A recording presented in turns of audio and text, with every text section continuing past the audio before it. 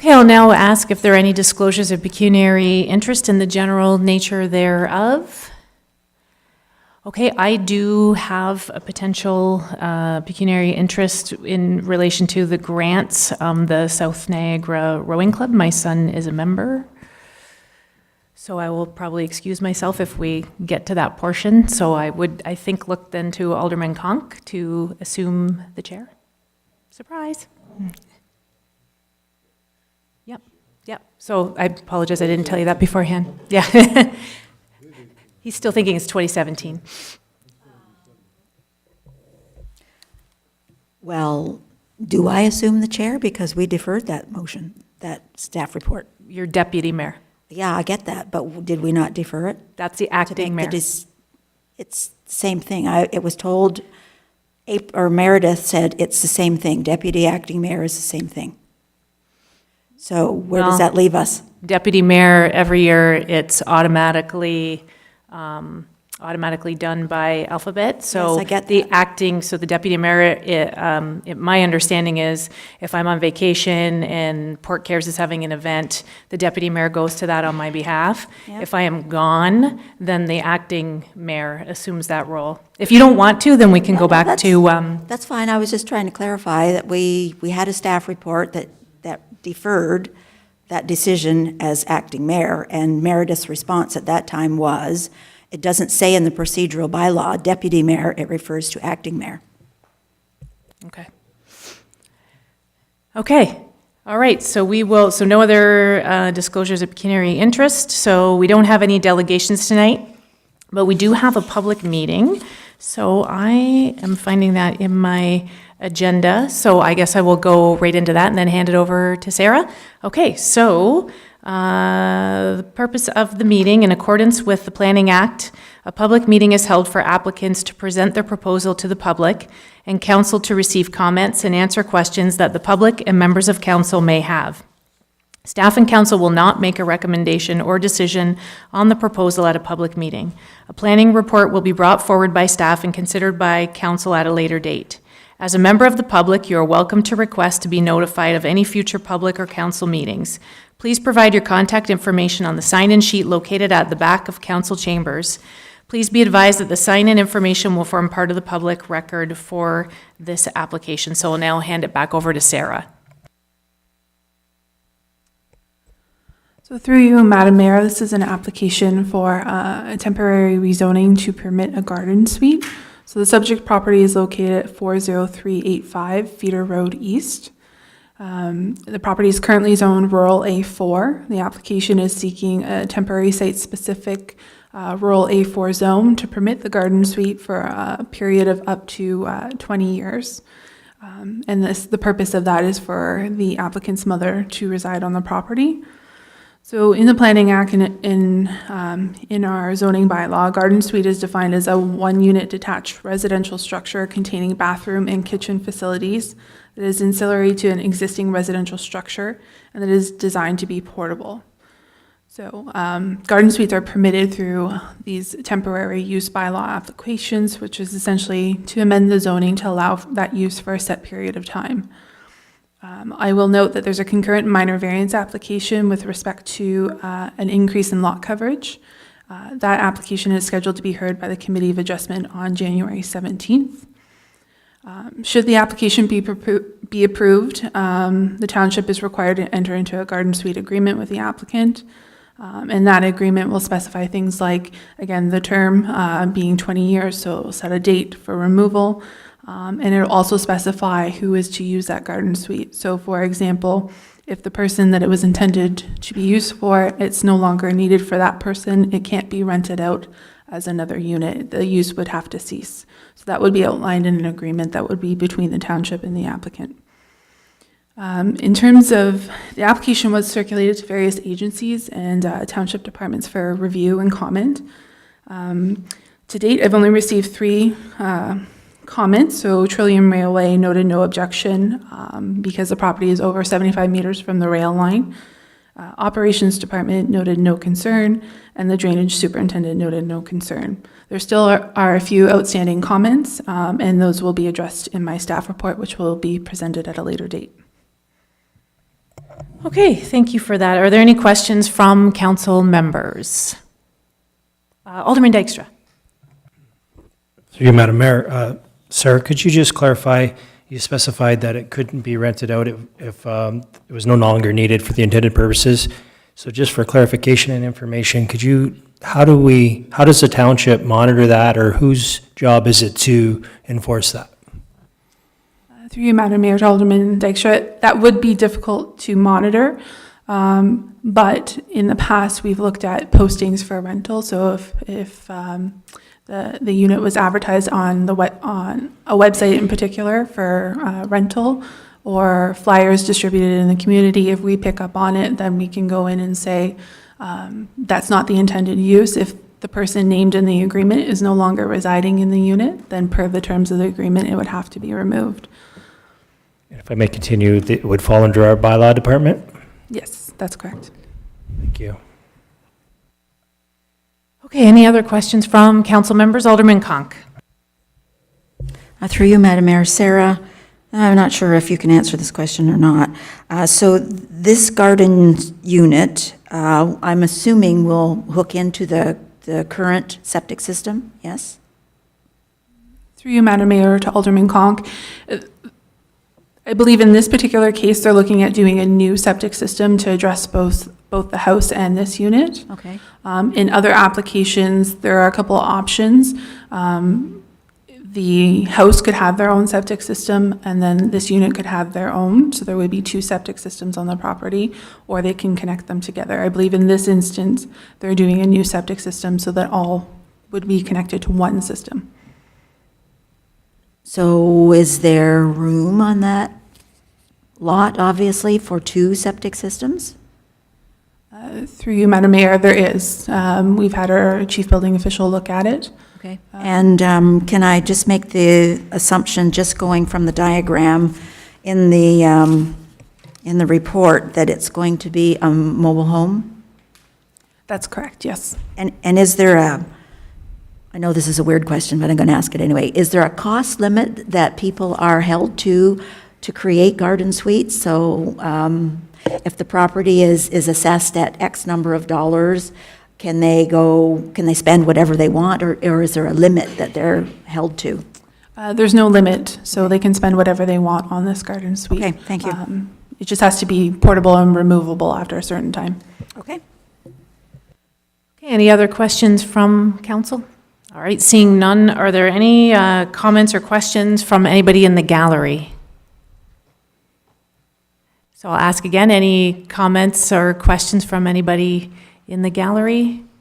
Going once, going twice? Okay, so I will hand it back over to our planner. So in terms of next steps, I'll bring forward a planning report at a subsequent meeting of council, and that report will outline in detail the application and provide analysis of planning policy and review of the comments received. This report will provide a recommendation to council respecting the approval or denial of the application, and should the recommendation be approval, a bylaw respecting the change in zoning would be presented in that report as well. So if a person or a public body does not make oral submissions at the public meeting or make a written submission to the township before the bylaw is passed, the person or public body is not entitled to appeal the decision of council to the Ontario Municipal Board. And if a person or public body does not make oral submissions at a public meeting or make written submissions to the township before the bylaw is passed, the person or public body may not be added as a party to the hearing of an appeal before the Ontario Municipal Board unless, in the opinion of the board, there are reasonable grounds to do so. Okay, so in closing, if you wish to be notified of the passing of the proposed zoning bylaw amendment or of the refusal of the request to amend the zoning bylaw, you must make a written request to the clerk of the Township of Wainfleet. All right, so now we'll go into our budget presentation. So I will hand it over to Adam to start that.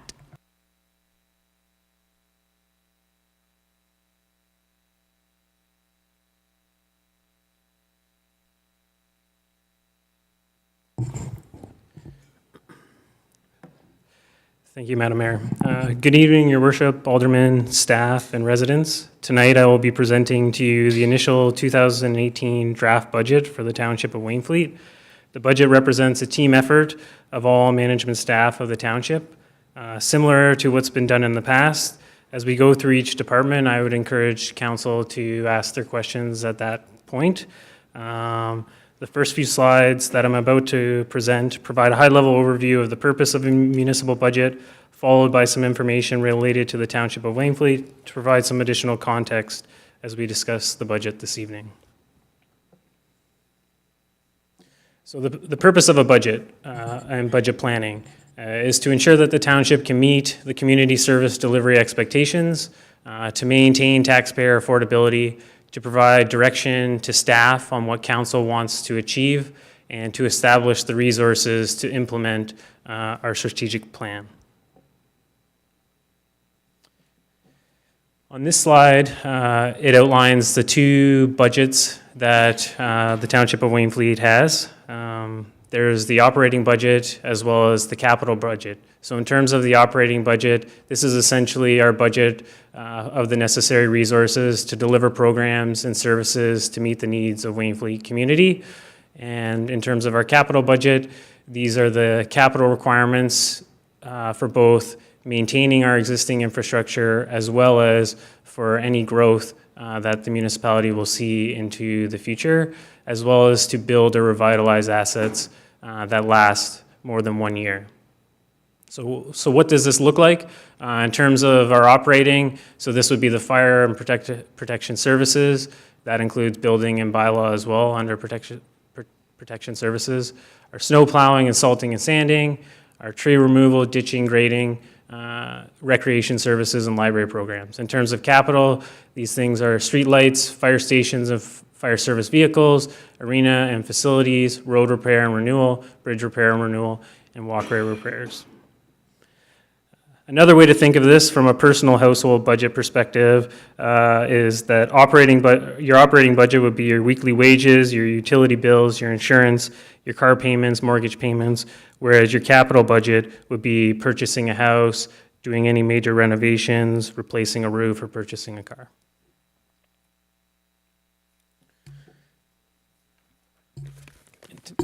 In terms of tax dollar distribution, so when residents receive their municipal tax bill, there are three portions to it. There's the township's tax levy, there's the regional tax levy, and then there's the educational levy. Similar to in 2016, the 2017 ratio was 45% of the overall tax bill that a resident will receive goes to the region, 13% goes to the province for the school boards, and the remaining 42% goes to the Township of Wainfleet. So essentially, for every $1, the township is collecting 42 cents to provide the services to the residents. And also on this slide kind of outlines the split between township services and regional services. So when we look at regional services, that includes policing, regional roads, the recycling, green bin, and waste collection services, social services and affordable housing, as well as public health and emergency medical services. In terms of the capital budget, so at this point, if you wanted to turn to tab 3 of the budget reports or pull up the capital section, we can begin sort of the deliberations on the capital component. What this slide does is just illustrates where the priorities have been made in this initial budget in terms of capital projects by department. So you'll notice by this slide that a vast majority, 60%, of the capital budget is dedicated to roads and bridge repairs.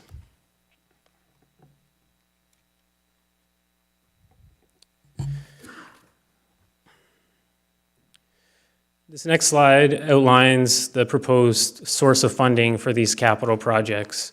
You'll see that there's a large reserve component there of 1.3 million roughly, as well as a tax levy component of 640,000, and then the rest comes through various funding, whether it be grants or gas tax or debenture costs.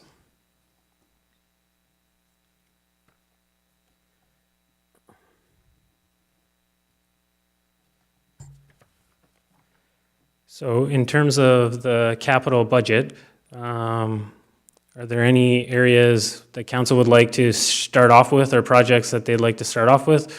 Or do we want to just go from project number 1 through 23?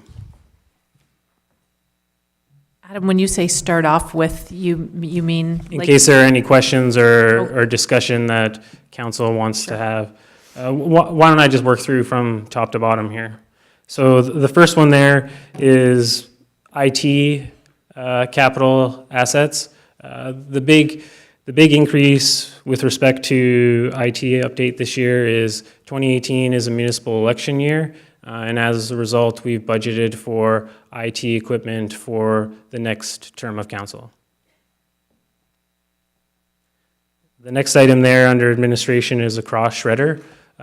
So in terms of being in compliance with the requirements as it relates to, privacy of information, we need to upgrade our shredding equipment to be in accordance with the legislation when it comes to shredding sensitive documents.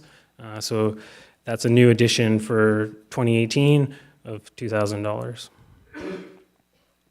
In terms of fire services, the first item there, the P25 digital system, this is a larger project that is sort of being undertaken by the Niagara region. The police system, or Niagara Police, moved to this system. The City of St. Catharines is also moving towards this, and as our dispatch, their recommendation is for all the municipalities to also move forward with this upgrade in terms of the radio system.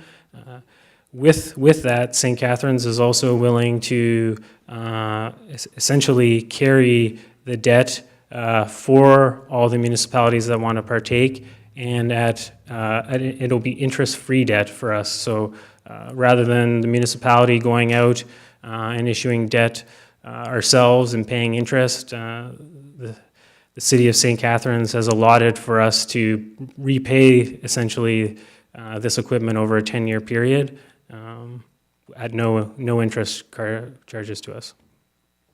Yes. Just a few council meetings ago, that special one, didn't we just make a deal with dispatcher, and wasn't that a 5-year thing, or? Yeah, so we renewed our agreement for St. Catharines Dispatch. As part of it, there is a clause in there that says that our equipment needs to be compatible with their equipment. Our equipment, my understanding is it is, and St. Catharines will still be able to use our equipment, but there's no guarantee that they will continue to do that for the remaining term of the contract or into the future past the 5-year term. So I think there's an opportunity here to upgrade to make sure that we're not going to eventually fall out of kind of compliance with that agreement at a no interest charge to the municipality. But Chief Smith would be able to provide more context to that. Through your worship, to Alderman Hessels, we have two separate issues that we're dealing with. One is a dispatch contract, which St. Catharines dispatches through the radio systems to us to give us our calls, our 911 calls and emergency calls. And the other thing is actually the hardware and the infrastructure that supports the hardware, and that's what the regional police went forward and upgraded to a new Project 25 or P25 digital system. So many of the departments, fire departments within the region have expressed interest in moving forward with this program.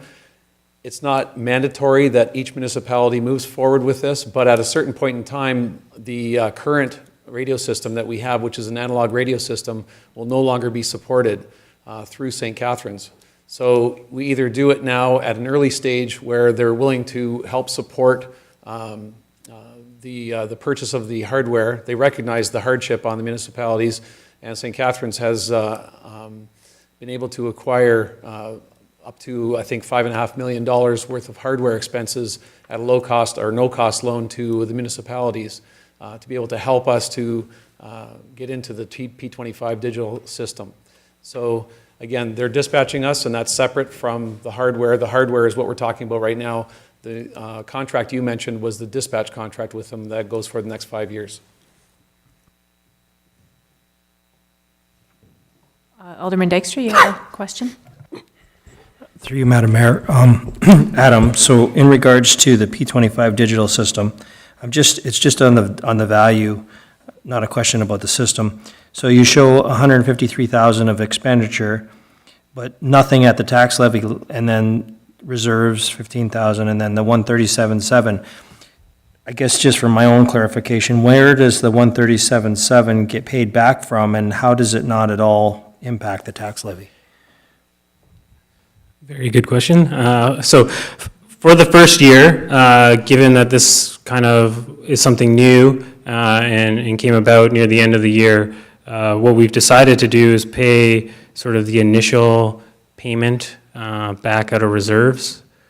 So that would be the 15,300 for 2018. This was also done, one in part because depending on when the agreement gets signed and the equipment actually comes into our possession, we may not actually have to make a payment in 2018 for this. It may become a 2019 may be the first year where we actually incur a cost back to St. Catharines as a result of this program.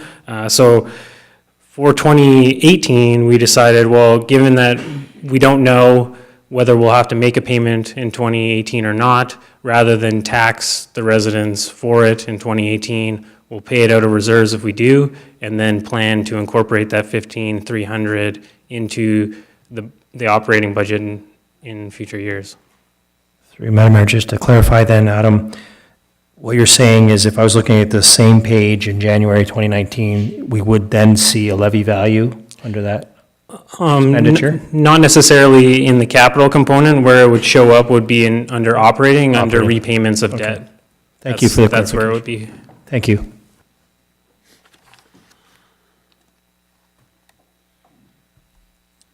Just a question, Adam. I want to back you up to the IT update.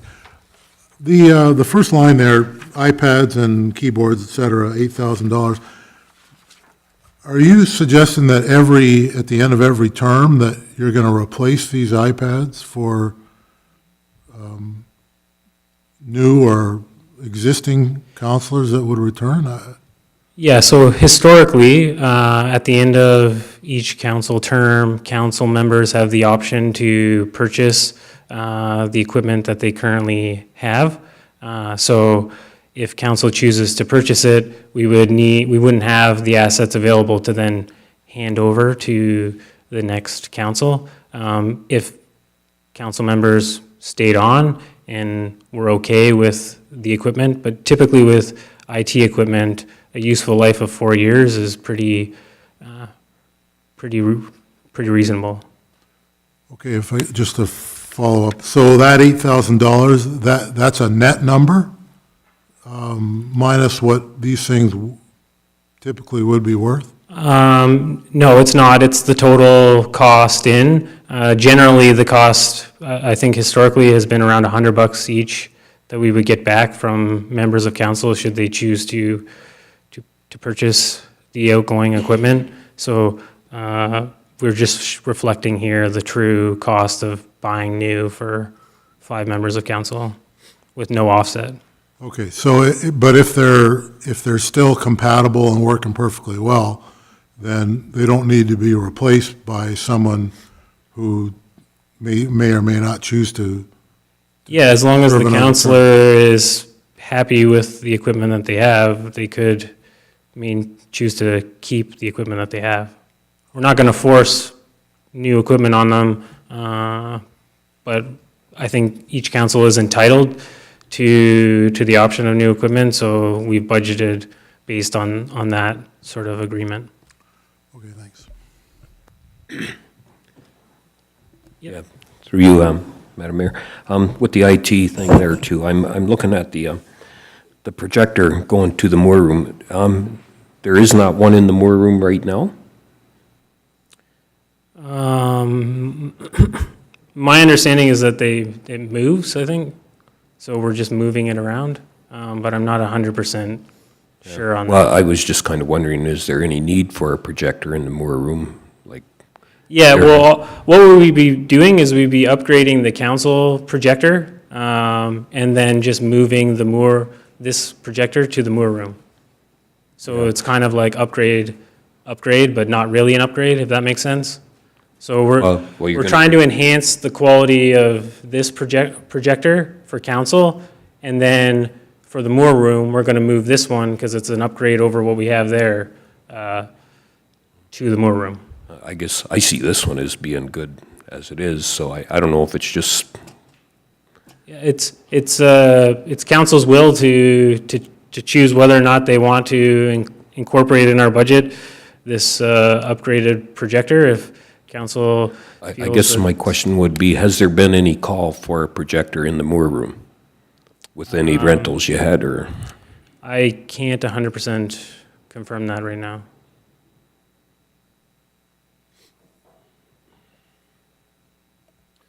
Through your worship to Alderman Hessels, there have been 4 occasions this year that we've used the projector.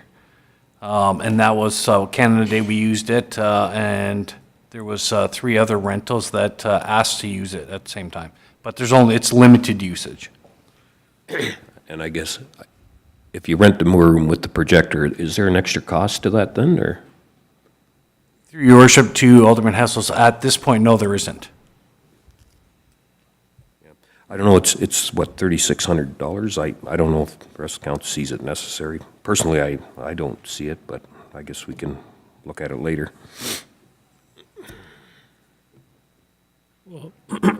Or did you want us to go through it step by step and? I mean, we can certainly come back to it if we want. Like if the decision is kind of being made based on if other things happen, then maybe we're okay with this one. I can go either way. I would suggest maybe making notes of what you kind of have a question mark on, and then now is maybe the time to ask the questions, but then if we make note of things that we don't think might be totally necessary, and then we can come back and kind of pick them off one by one. I think historically, that's how we've done, if you're okay with that. Yeah, well, I'm just wondering if any of these other things here are going to be, you got a bunch of stuff here, cameras and video storage and all that. Is that all replacement, or is that something we don't have and you need? I think it's a mix. It's a of both. combination of Yeah. both. So, like I said earlier, typically IT equipment has a useful life, and a lot of times the technology changes quite rapidly. Certainly, our IT officer is quite prudent when it comes to what he decides is a need for us. But having said that, if council feels that there are some items that we want to defer to maybe next year, and see if we can get another year out of some of this equipment, we can certainly try and do so. So you make some notes, Alderman Hessels, and come back to that? Well, I guess what we would have to do is talk to the IT man and Sure. and see if things could last another year, and if we could maybe put part of it into the budget this year and part next year. Sure. Well, and that's something too, we don't have to get the whole budget done tonight, so I'm sure there's going to be some questions that go back to staff that aren't here, and some questions in general that maybe, so this one could wait when we come back, if and when. I shouldn't assume we're going to come back, but I kind of get the feeling we probably will, so I'll let you write that down, and good to continue on, okay? Yep, that works.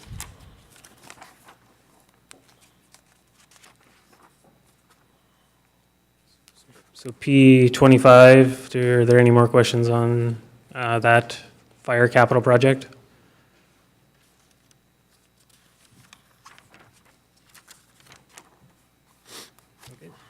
So the next item under fire services is replacement of bunker gear, the generator, thermal imaging camera, and an upgrade in the software that the fire department's currently using for a total of $50,000, $46,000 of which will be coming out of the tax levy, and then the $4,000 in reserves. So we do have a specific grant or a donation that we had received in a previous year for a thermal imaging camera. So we're proposing to use that grant or donation, sorry, to cover the cost of the thermal imaging camera.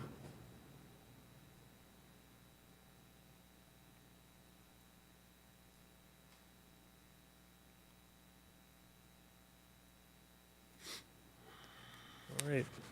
Moving to roads and bridges. Project number 5 there is the road resurfacing program of $302,000 for 2018. This is it's the second step of the road projects that were done in 2017. So these are the final sort of surface treatments for those roads.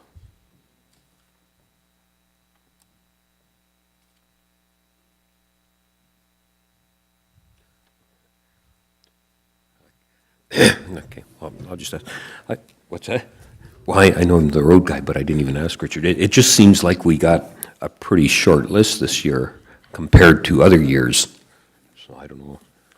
Through your worship to all the aldermen, the reason why the list is so short this year, because one of the projects we're going after this year is Gents Road, and it's such a large capital, and for funding purposes, Gents Road and the bridge itself is such a large capital project that we thought it'd be best to try and keep the tax levy low enough that we're just going to finish the roads we've got started from this year, and then we'll go after the major bridge project and road project under Gents Road. And I guess, is there any roads that are in pretty need of construction or reconstruction? Through your worship to Alderman Hessels.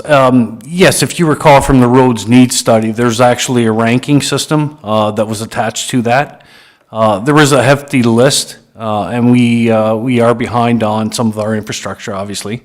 But at this point, Gents Road was number 1 for the road construction and rehabilitation, as well as the bridge study that was done. Gents Road Bridge ranked in the position where we have to decide what we want to do with Gents Road Bridge, whether we reduce the weight limits on it for structural purposes, close the road, or fix it. So based on the reports that we've got and the need study, we've decided to go after both of them as a combined. So next year, Gents Road is on the list for one of the newer roads to be repaired. But it was incorporated as well in the bridge project to try and get better bidding.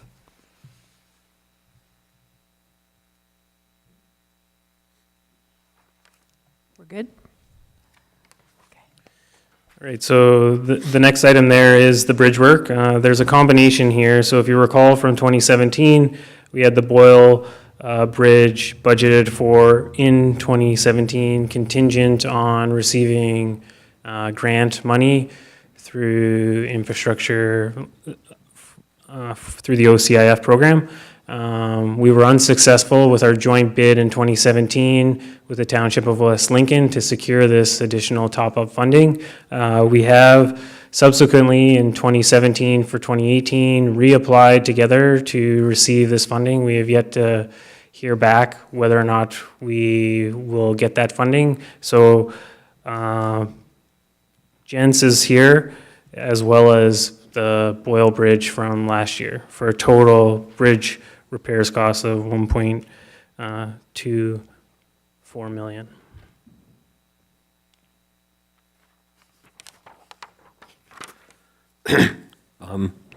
Just by what Richard said there were a couple options for Gents Road, the bridge. I guess one's a culvert and one's a bridge. Is that true, or different load? Your worship to Alderman Hessels, if you recall last year's budget, we did hire a firm this past 2017 to look at various options. The culvert itself, because it's working in the actual waterway, the culvert pricing is almost similar to what they call a bridge overbuild. To replace the existing bridge and the existing abutments means that we'll be working in the water. So this means a lot of extra work that's involved in trying to sustain the course, the water course itself.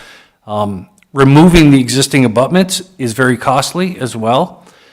So the plan that we've come up with is we've looked at the alternatives, whether we do culvert work, multi-plate culvert work, or we go with a bridge overbuild, which is basically putting new bridge abutments behind the old ones and then building a new bridge right over top of the old abutments. It's been successful in other municipalities, and the cost is actually, to completely replace the abutments and everything we're looking at $1.5 million.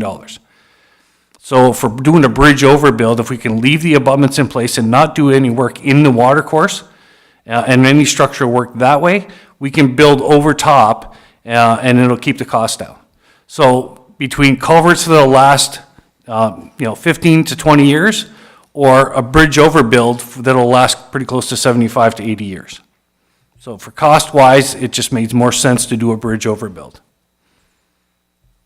Yeah, I guess in the long term, short term, it could be a, so I'm just looking back to the bridges we replaced not that long ago. It seems like the prices really jumped up then, because we got the fiberglass bridges. Through your worship, there's maintenance issues that involved in fiberglass.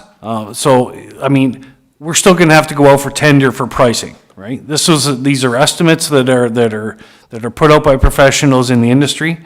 When we go to tender, the true numbers will actually come up, and there'll be opportunities for these companies to build their design into it, because it'll go out as an RFP to allow them to put their spin on it. And if it comes in lower, that's fantastic. But again, it'll still come back to council for approval on the type and structure of these bridges.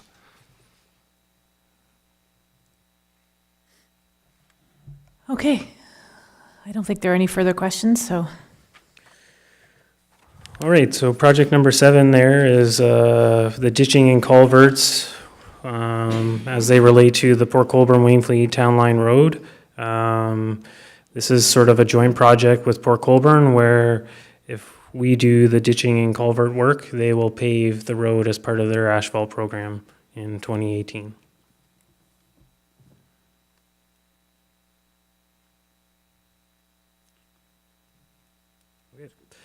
Project number 8 relates to large culvert repairs.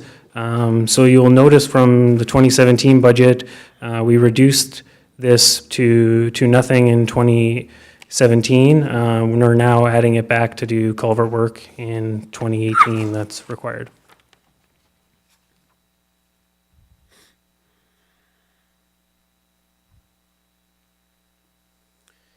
In terms of vehicles and equipment, project number 9 is the purchase of a tandem truck replacement at a total budgeted cost of $275,000, of which $115,000 is being proposed to be paid out of the tax levy, with the remaining $160,000 to be paid out of vehicle reserves.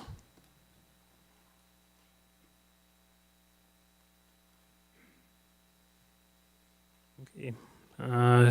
Project number 10 is GPS tracking. This will be added to all vehicles of the municipality at a cost of $25,000 going to the tax levy.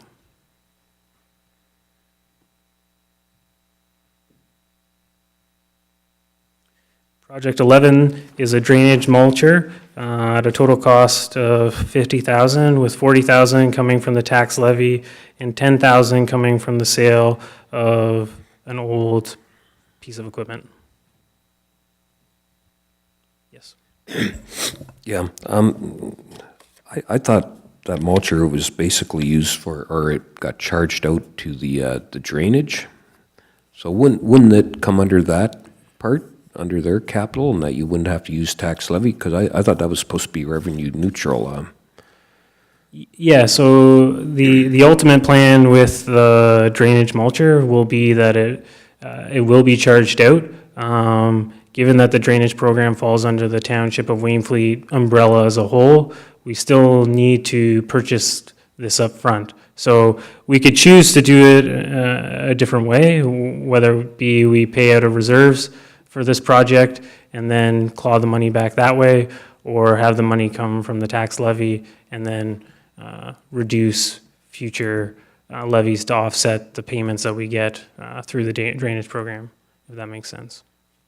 So should council choose in 2018 to pay out of reserves instead, then as we charge it out, we'll get sort of the money back for this. But either way, we still need to shell out the money first before we can recover it. I guess the way I look at it, it's kind of internal.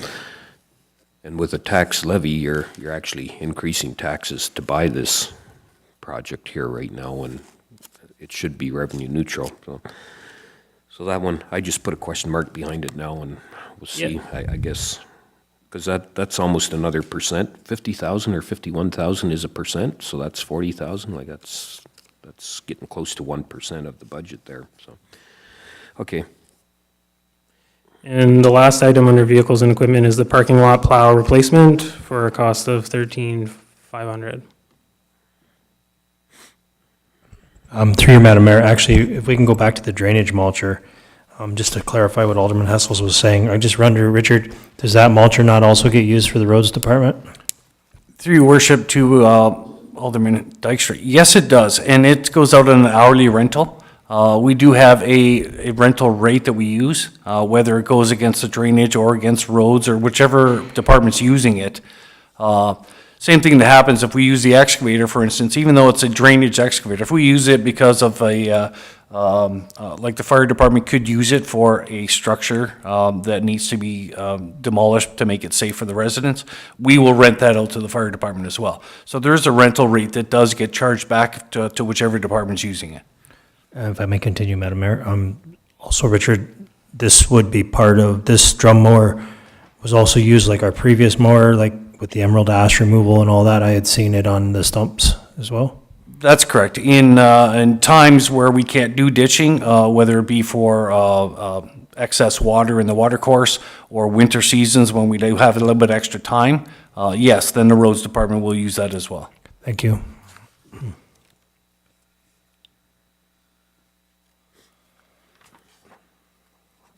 Any discussion on the plow?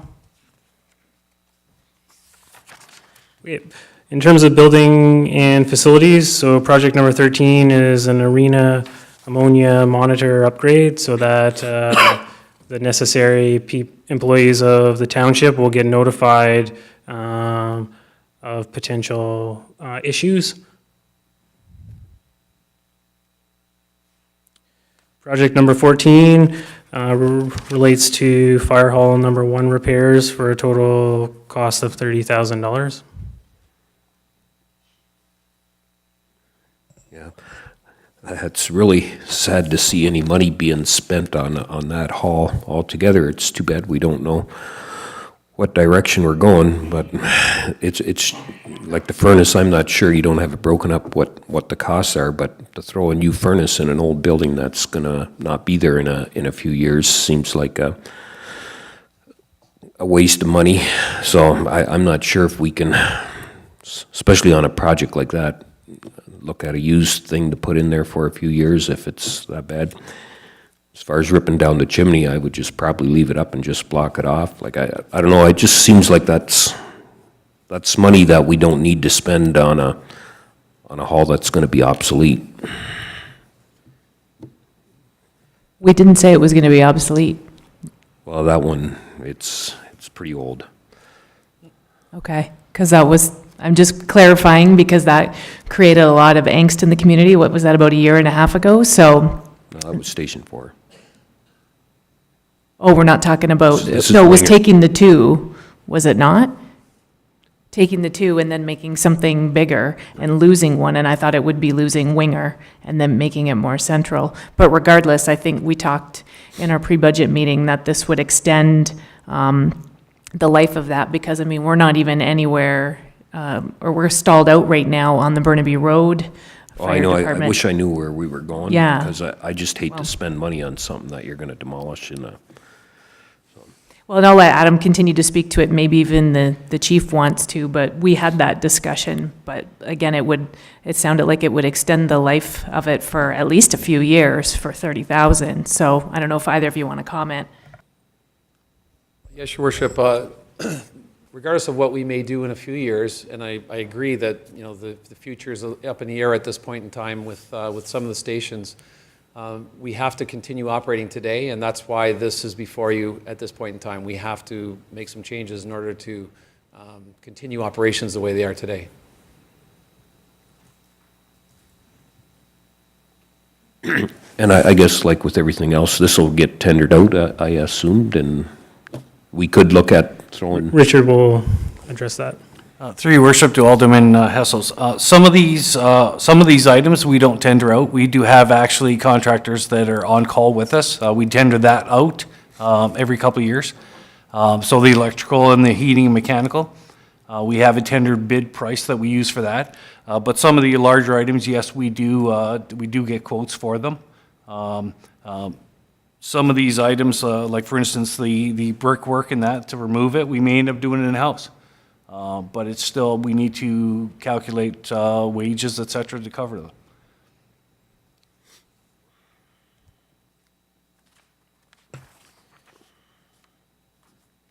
Project number 15 is Fire Hall number 2 boiler upgrade for a cost of $22,000.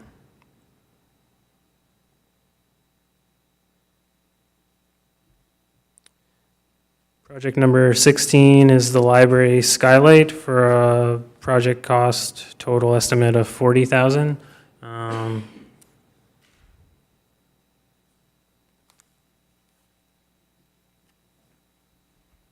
Through you, Adam, Mayor, to Adam, and we've already had a little bit of a discussion about this. I'm wondering what the merits would be to pay for this out of the library capital reserve.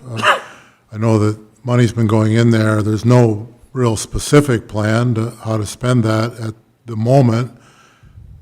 So my suggestion would be to pay for that out of the library reserve for now, and in the absence of a short, medium, or long-term plan for the library.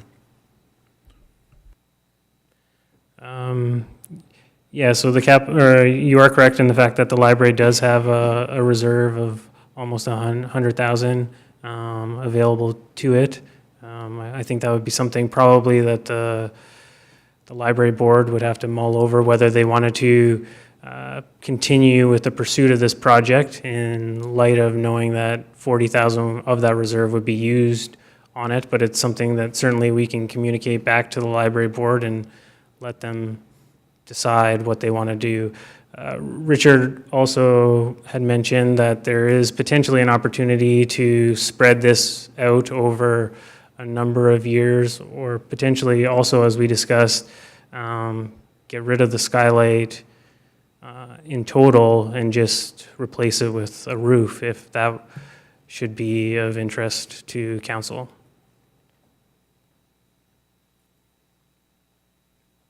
So that's something, I was going to say, that's something we can consider later in the evening or next time. But Alderman Hessels, you had a question? well, I'm just kind of going off of Terry's thing. If we have money in a reserve for stuff that is, like, what are we putting the monies for in reserve if we're never going to use it? Or, like, I don't know, do they have a plan what they want to use that reserve money for? Or?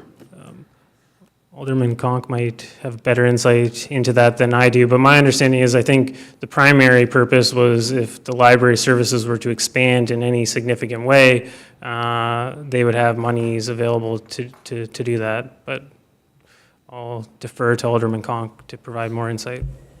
Through you, Madam Mayor, if memory serves me correctly, at our last meeting, we were informed by Lori that we have lost some funding.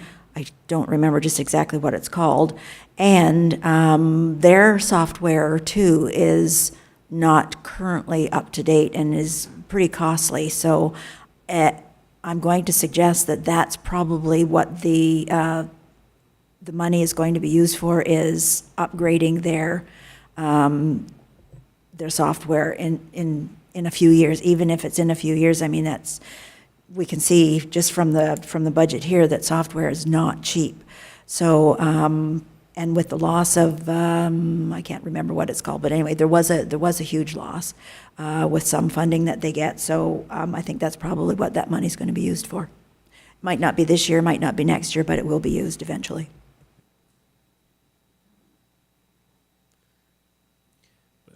We can certainly speak to Lori to have her get a better sense as to where the library board kind of, or how they feel about the 40,000 component being proposed to be used out of their reserve, and we can come back with the results of that at the next budget deliberation. Just one more follow-up comment, Madam Mayor. Possibly also, Richard could explore the option of removing the skylights altogether. There's only two kinds, ones that leak and ones that are going to leak. So they're not a good thing. And I'd rather remove them and put updated LED good lighting inside the building. I'm all for natural light, but it doesn't work good coming from the roof. So that's just something else that, and maybe we can revisit the whole thing if we get some direction from the library board. I only make my comments because there is no plan for the money, and we keep socking it away without any plan. And I'm all for saving money, but there has to be a plan for it. So we'll certainly take those away and come back at the next deliberation with more information on how the library may want to proceed with that project. Project number 17 there is Public Works Lighting and Ventilation for a total cost of $50,000, proposed to be paid out of reserves.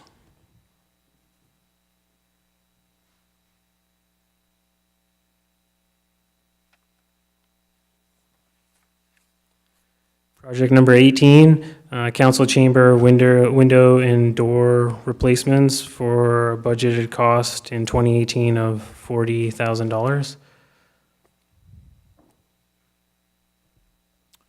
Thank you, Madam Mayor. To Richard, could you just elaborate on the whole concept of the project and the reason for the cost, the substantial cost per unit, just for the benefit of the gallery and my colleagues? Through your worship to all of council. This structure right now is not technically designated a heritage building.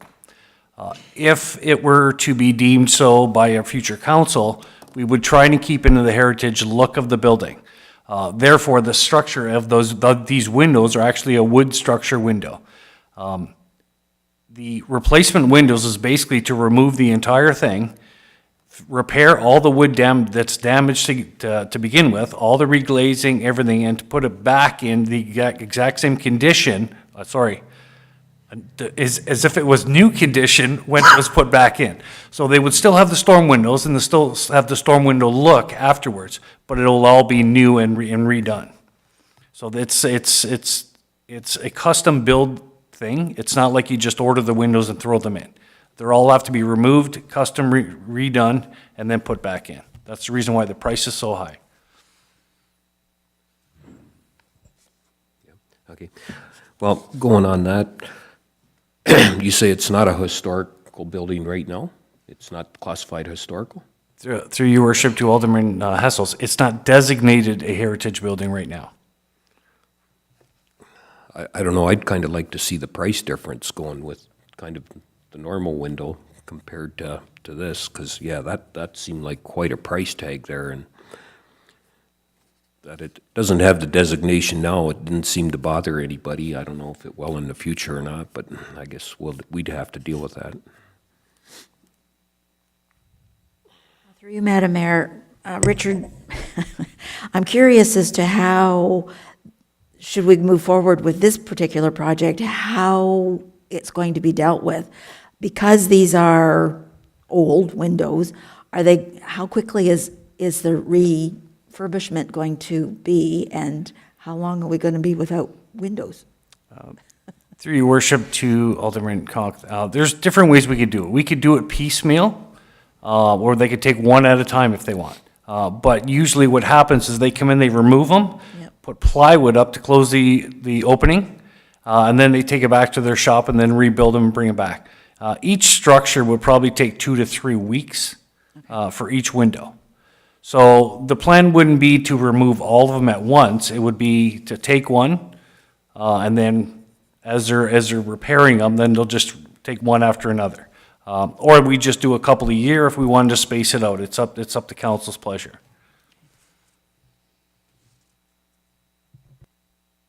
Okay, other questions regarding the windows? Richard, how urgent is this? Could this one wait a year, or? Your worship, well, let's put it this way. We do have to do something because we are actually getting dry rot in some of the storms and some of the windows. It's showing up in 2 of the windows so far. And if we don't do something, eventually they'll fall out on their own anyways. Okay. Any other questions on this one? Alderman Gilmore? Madam Mayor, I'm wondering if we should have a discussion about the merits, one way or the other, of declaring the building a historical building, and then move on this one way or another from there. I hesitate to ask for a lengthy staff report, but we need something that'll precipitate the discussion, and we can decide, and it'd be good if we had some public input about the merits of doing one or the other. Because if we have no intentions of turning it into a historic building, then we're spending a lot of extra money on maintenance and potentially down the road limiting ourselves and what we can do with the building. So that's kind of the downside. I'm not against it. I think we should have the discussion sooner than later so that we don't A, hold this up, and B, spend money unnecessarily. So you're suggesting that we do have a report come back maybe at the next council meeting then? Is that? I suppose that's the only way for us to have a discussion about it.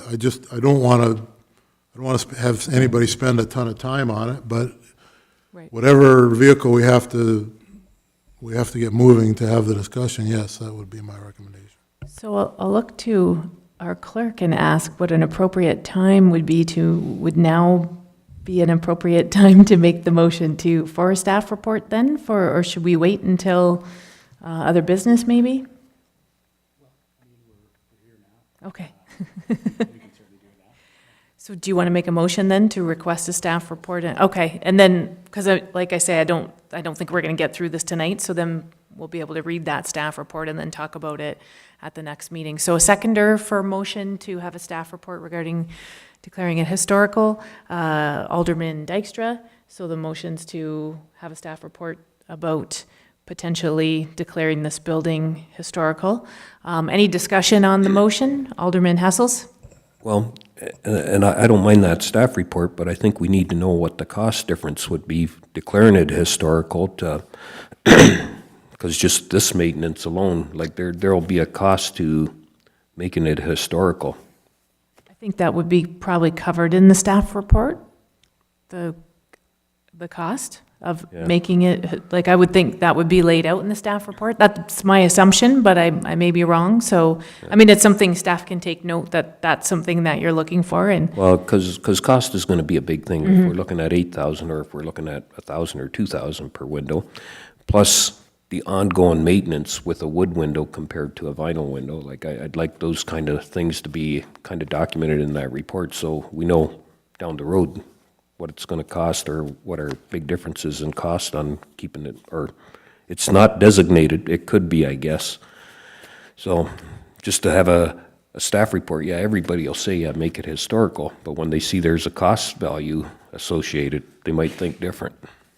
okay, so we'll make sure that I mean, usually it's identified at the end of the report about financial considerations, so, but we'll make sure that that's in there. All right, any other questions on requesting the report? So seeing none, I'll call the question. All those in favor, and that's carried. So any further discussion then on the council windows and doors? Okay, so Adam, if you want to carry Great. on. So project numbers 19 and 20 kind of go hand in hand as they relate to a potential skate park. The first component of that 19 is the cost of a concrete slab to which the ramps and other equipment would be secured to. And project number 20 is the required maintenance and repairs to the ramps to make sure that they're safe prior to being installed.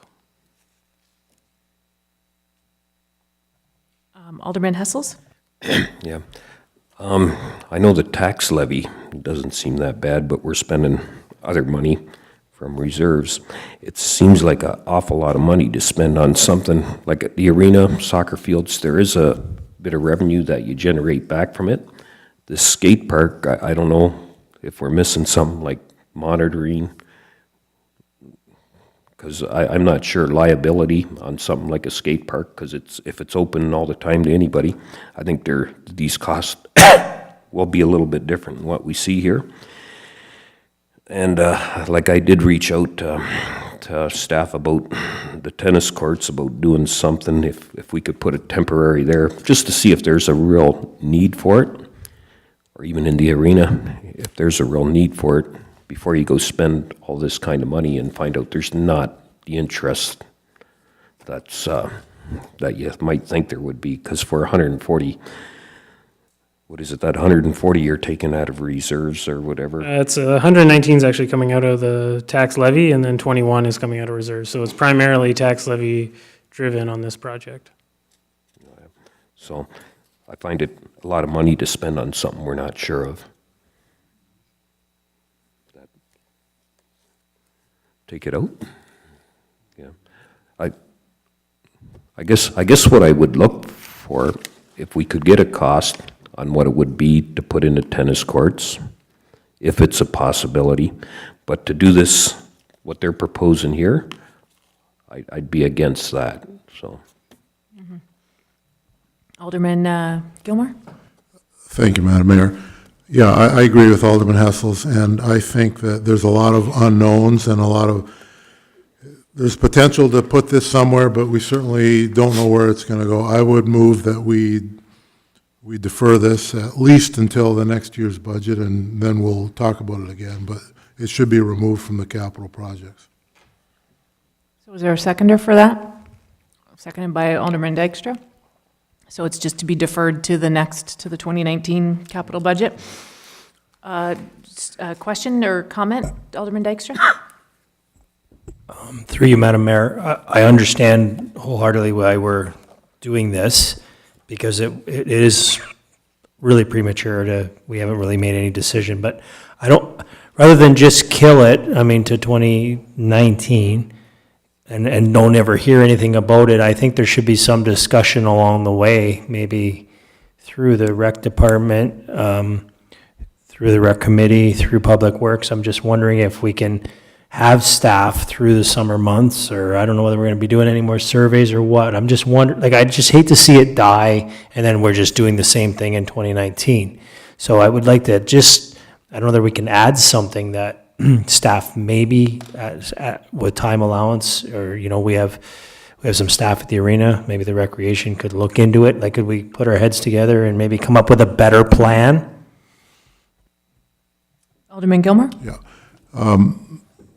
Madam Mayor, to Alderman Dykstra and the rest of council, we did talk about this at the Recreation, the Master Plan Implementation Committee. Jeremy does sit on that, and so I'm sure that group will be willing to continue to do some legwork through this year.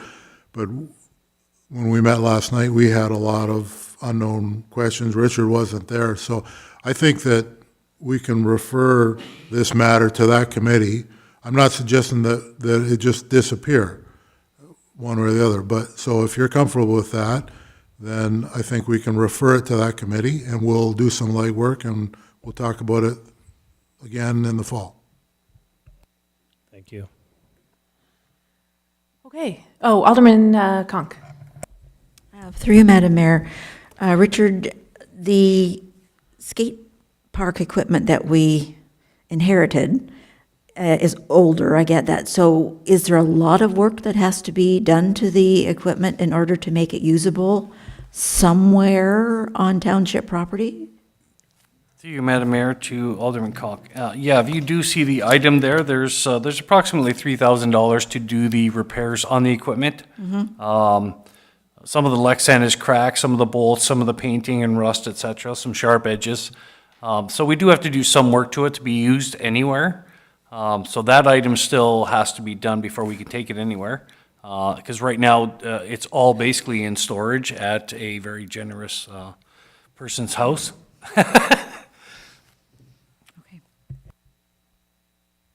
Okay, so we have a motion on the floor to refer the pad to the budget next year, but then, so I think, then we said, though, that it would be referred over to the rec committee. Okay, so I will call the question then. All those in favor? And that's carried. Okay, so now we're on to the walking trail. Yes, so project number 21 is the Arena Complex Walking Trail at a proposed cost of $104,000. This was added to the budget at the December 5th meeting after a presentation from the rec committee. We're proposing to pay $34,000 out of the tax levy and the remaining portion to be paid out of reserves.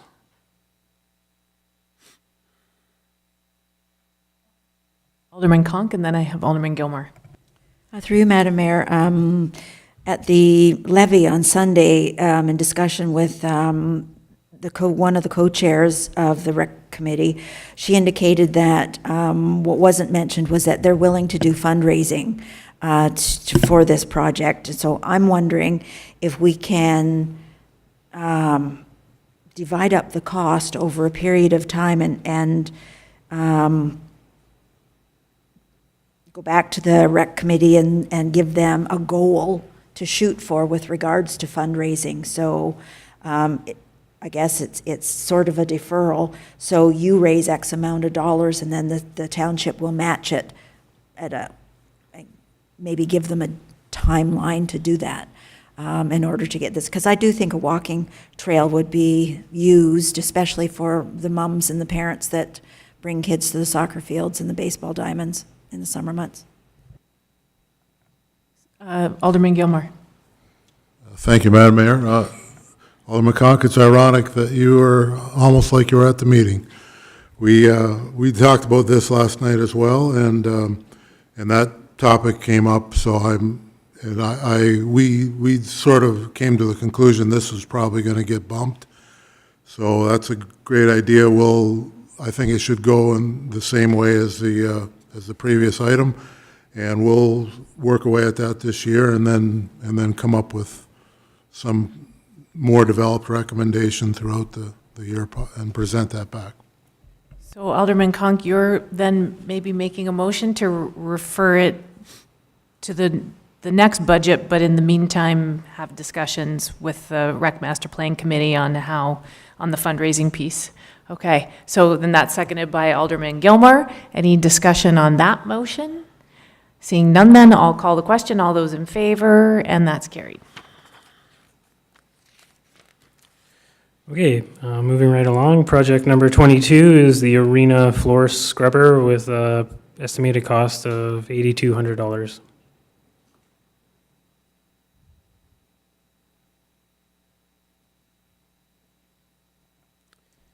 Okay, I guess everybody likes the scrubber.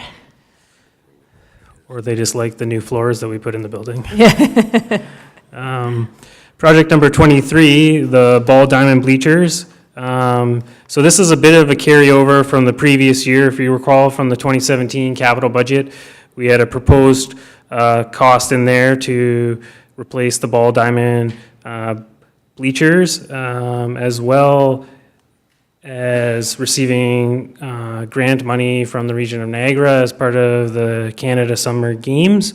And then, so really the only addition to the 2018 budget that's not a carryover from 2017 is an additional $5,000 for a sunshade to put on the backstops in terms of addressing some safety concerns with the fielders based on the direction of our ball diamonds.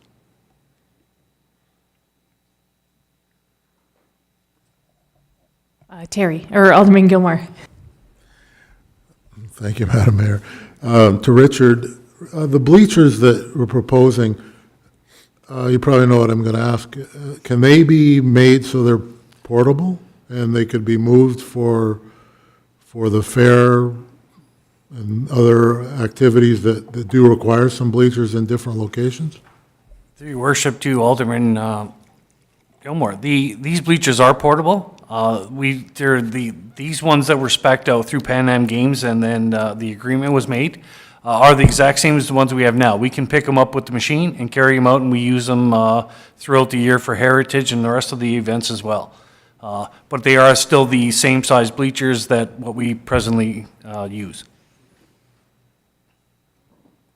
I was just going to ask, Adam, we spoke that some of the other recreation projects were using reserves, and that if they weren't going to be included in this budget, those reserves being of a recreational nature might be, we may be able, I'm not suggesting we do this, but we may be able to take a couple items from this capital project and use that from reserves if we felt we needed to. So am I correct on that? Yeah, so if you look back at the projects being proposed, so there's two, the skate park for 21,000, as well as the arena walking complex. A portion of it is, well, essentially 70,000 there that just got deferred. So should council wish to apply some of that money to this additional $5,000 cost, that certainly can be accommodated. Okay. Any other questions on this one? Okay. And that's it for the capital. Okay. So for operating, the 2018 draft budget represents an 8.9% increase overall to the tax levy. I just want to make an amendment in the positive for this before we get into further deliberations. So in talking to Richard Nan this afternoon, we discovered that there was a bit of a lost in translation given him being off and doing a lot of this via email and telephone calls, that there is some double counting. The first one being in roads. There's about $70,000 that we'll be removing from the operating budget that is not required, as well as from building maintenance, another $35,000 that will be removed from the operating budget, as this is not required as well, since we've accounted for it as part of capital. Having said that, there's one additional cost that we need to add as it comes, or as it relates to grants related to our obligation to the airport commission. There's an additional one-time $12,000 that they're looking for capital expenditures. Having said that, when you add those three items together, it represents around $90,000 that's being reduced from this budget, bringing that percentage of 8.9 down to 7.11 before we get started with the rest of it this evening. So just wanted to make council aware of that. That's good news. So in terms of this slide, this just provides a more visual perspective of the allocation in terms of where the operating budget goes. Another way to look at the municipal tax levy is by how the taxes are collected or used by the township. So this graph is sort of showing what the allocation of every $100 paid on the township's portion of taxes is spent. So you'll see that 32 out of every $100 spent or paid goes to roads, with another 17% or $17 going to infrastructure projects, and then following down the line, fire, admin, library, etc. So moving into the various departments, in terms of the library, they're requesting a $12,000 or $12,500 increase to their grant for 2018, and this is primarily due to addressing the new minimum wage increase that is coming into effect in 2018, as well as the cost of living increase for the permanent full-time employees.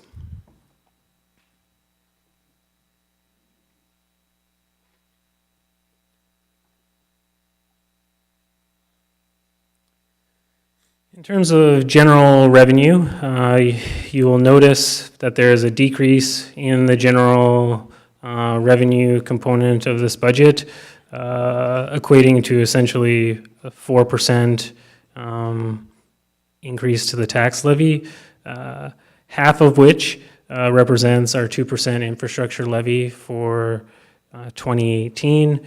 The other 100,000 represents two losses in funding, one being a reduction in our funding provided through the Ontario Municipal Fund. So based on the calculation, our allocation of that funding has been reduced in 2018, as well as we have reduced the budget for penalties and interest on taxes based on the historical results of the last couple of years. So that's encouraging that the residents are paying on time, and as a result, the taxes or interest and penalties on late payments is going down. But it's a negative for the overall funding that we need to raise.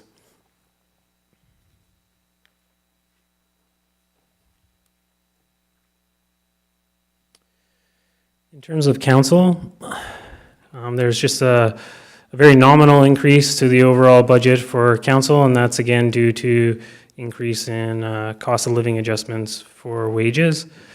In terms of the election, so 2018 is a municipal election year.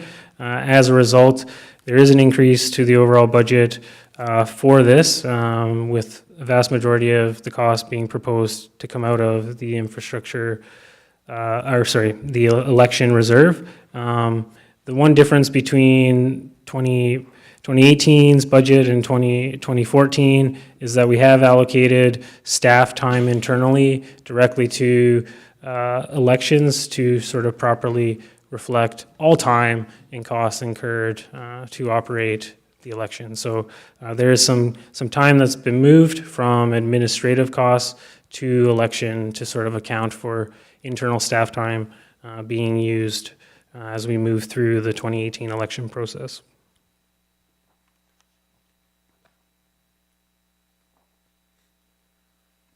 We'll turn to grants, and I'm sure there's going to be some discussion with respect to the grants. So as you recall, on December 5th council meeting, a staff report was brought highlighting those organizations that had completed their grant applications by the grant application deadline.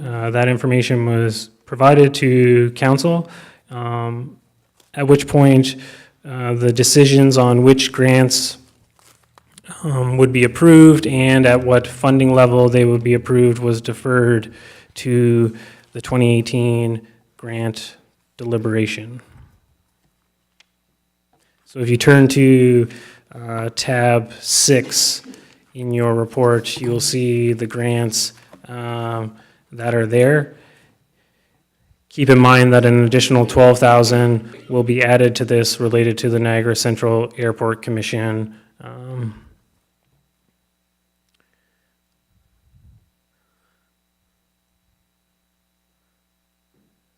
So I can either go through each grant, or council can choose which ones they want to discuss in more detail. whichever you prefer to do.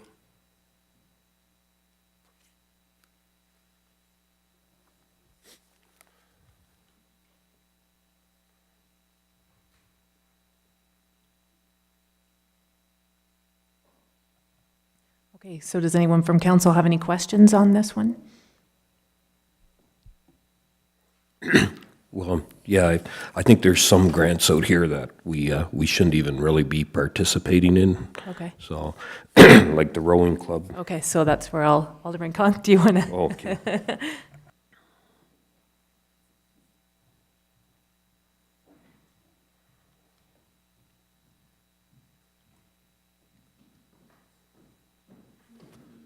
Okay, yeah. Well, I'd like to see that one kind of dropped off the list. It's not a Wainfleet thing, so I don't see, we're collecting Wainfleet tax dollars for Wainfleet things. That's more the municipality of Welland or a regional thing, so I'd like to see that one completely wiped out. So I guess you need a motion. So I make the motion that we get rid of that one.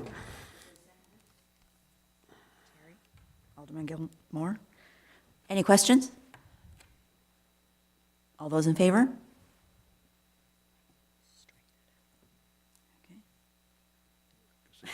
Okay. That was easy.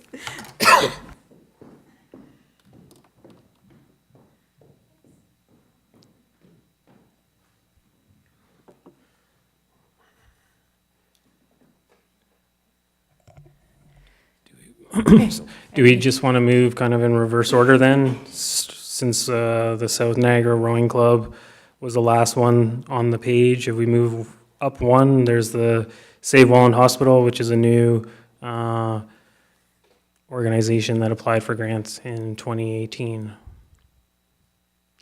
Yeah, I know the cause is good, but there again, it's not a Wainfleet issue. It's basically a regional issue.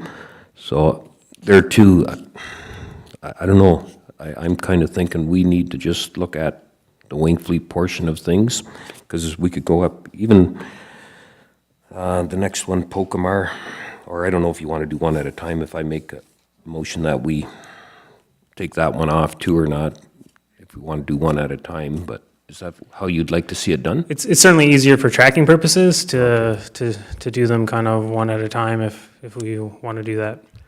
So I would make the motion too that we eliminate that. A motion to remove this? Eliminate the. Save the, Welland Hospital. okay. Because, you could throw money into it, but where's that really going to get you? That's a regional thing. It's a regional healthcare. And if you go back to one of the slides up there, it says the region looks after your healthcare or so it wasn't a Wainfleet.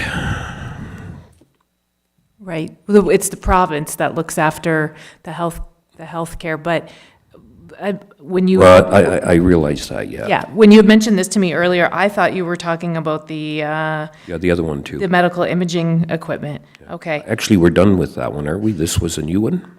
This Yeah, is this a is new a one. new They one. came to us again, making a Yes. request. So We just want to do one at a time, I guess, so. I just have a question about the Save the Welland Hospital, and maybe Alderman Conk can answer it. So they're looking for 1,500 just to continue the cause? Is that, like, it's the, Yeah, through you, Madam Mayor, most of the costs currently are coming out of our own pockets. Those of us are on the committee, and to my knowledge, Sue, who is for want of a better word, is the chair of the group, will also be making applications to both Port Colborne and Welland for the same amount of money. So yes, and yes, we were told by the Minister of Health that Welland was going to remain, but we don't know in what capacity. We also don't know what's going to happen with Port Colborne. Yes, it's going to remain, but in what capacity? So we're still kind of saying we need to keep our services, and in order to be able to do that, we do the phone calling, we do the surveys, we do the petitions, we do the, so that's what the money's going to be used for. okay. Okay, so you're, The motion. so you're moving to have it removed, and did I get a seconder? I apologize, was there a seconder for that? Alderman Gilmore? So any discussion on having this removed? Okay, seeing none, I'll call the question. All those in favor? Opposed? So that will remain in the grants. Okay, so, Moving back to Pocomar is the next one on the list there. In 2017, council approved a grant of $3,000. In their application for 2018, they've requested $8,000. And again, it's a good cause, I understand that, but the Coast Guard is the ones that really are supposed to look after water rescue. I know it's a volunteer group, and I don't mind giving them a little bit, but the 8,000, I'd almost want to knock it down a little bit more. And I think last month when we were here, or when we talked about it, I'd like to know what other municipalities are paying too. If we're way above per capita than what they are, I find that kind of a little unfair too. But there too, I don't know if we lower it down to 2,000, because like I say, the Coast Guard's there to actually do that work.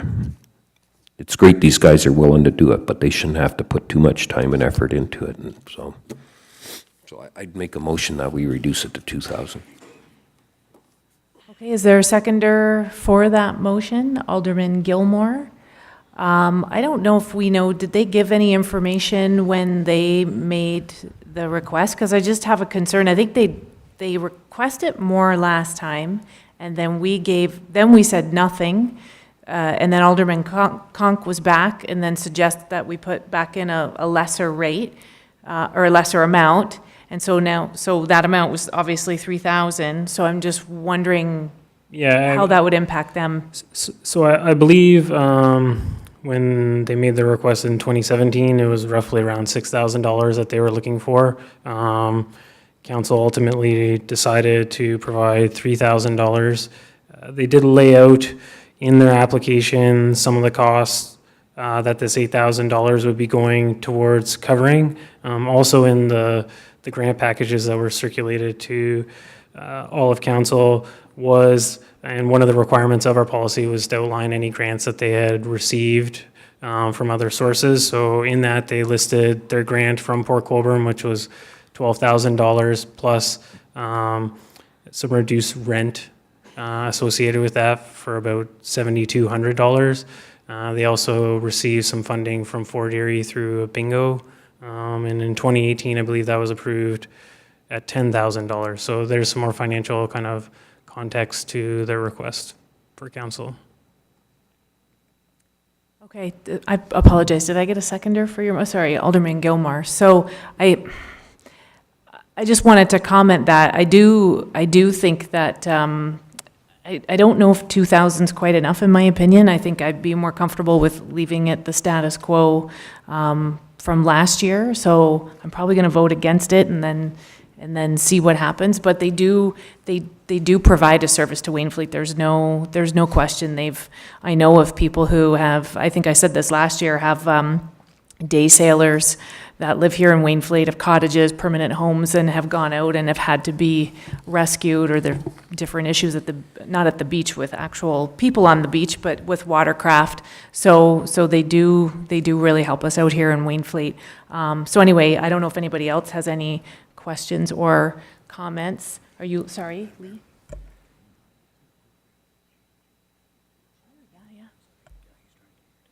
Okay, sorry, I think the chief wants to speak. I apologize, I did not see you. Thank you, Your Worship. Just to put some context to this, from a Wainfleet Fire perspective, we do not do in-water rescue. I'm sure that everybody's aware of that, but I just wanted to reemphasize that that's the case.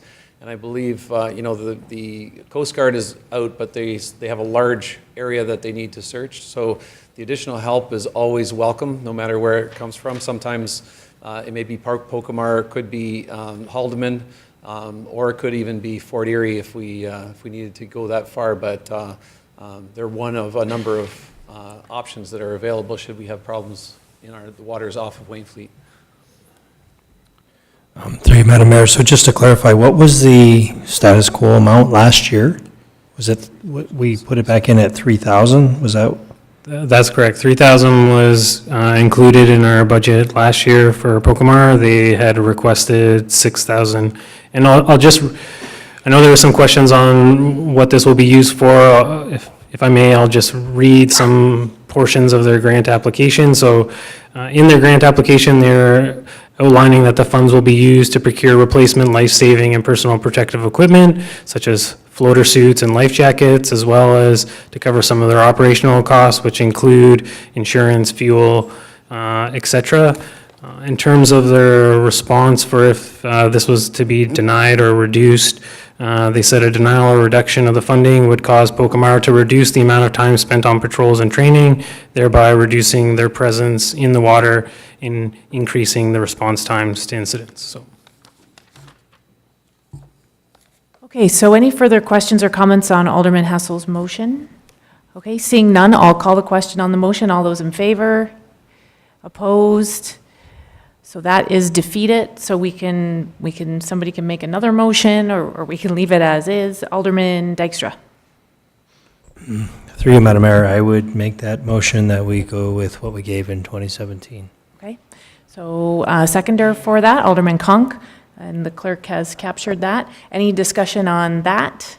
So that's $3,000. 3,000. Okay. Okay. See, if we could do friendly amendments, then that might have. Okay, so I will call the question on that. All those in favor, and that's carried. Okay. So now we're going back up, right? So Business Education Council, the Healthy Kids? Yeah, so just with this one, we are obligated to pay the 500 this year. It's the last year of a commitment, so that one will have to stay. Okay. The next piece, I guess, to point out, and you'll notice in your correspondence package, there was a late addition that resulted in an amendment to this council meeting's agenda, whereby the Wainfleet Lions Club provided a letter requesting that the township cover their property taxes as they had done in previous periods. I just want to point out that they did not submit an application as part of the grant policy for the deadline. This just came in. Okay. Alderman Hessels and then Alderman Gilmore.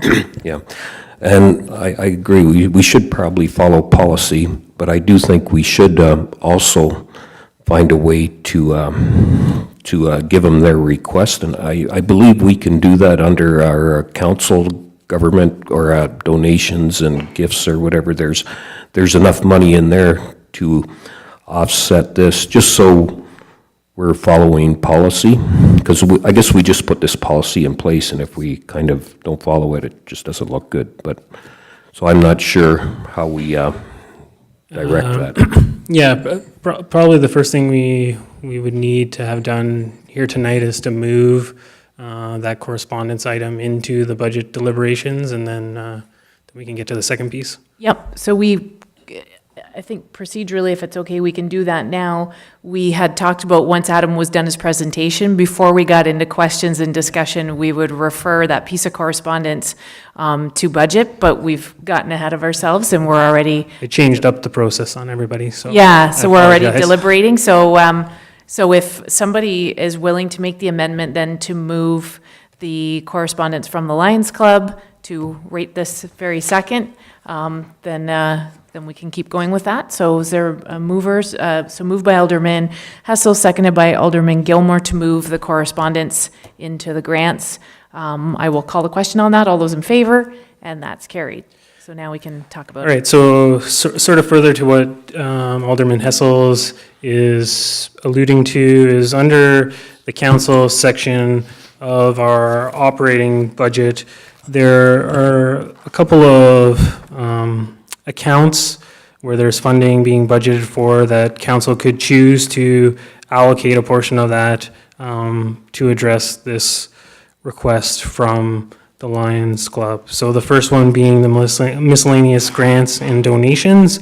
Currently, that's budgeted at $1,500 for 2018, and you'll see the actuals to date for 2017 are significantly less than that, so there is some money there to be used, as well as miscellaneous council is another option. So with a budgeted amount there of 4,500, so council certainly has enough in their section of the operating budget, should they choose to allocate funds to address the property tax grant request.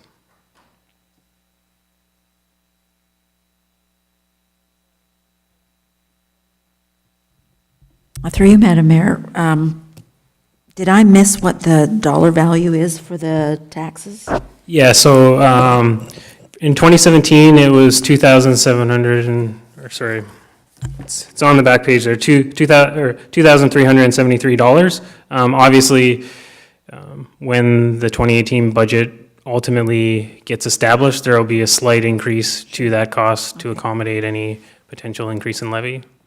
So should we pass this, and I'm not doubting that we will, when the township lets the Lions Club know that the grant is going to be approved, can we also make sure that they're aware that we do now have a grant process and that they should fill in the paperwork? Yes, we will send with the notification a copy of the policy and the application form so that hopefully it will not get missed in the future.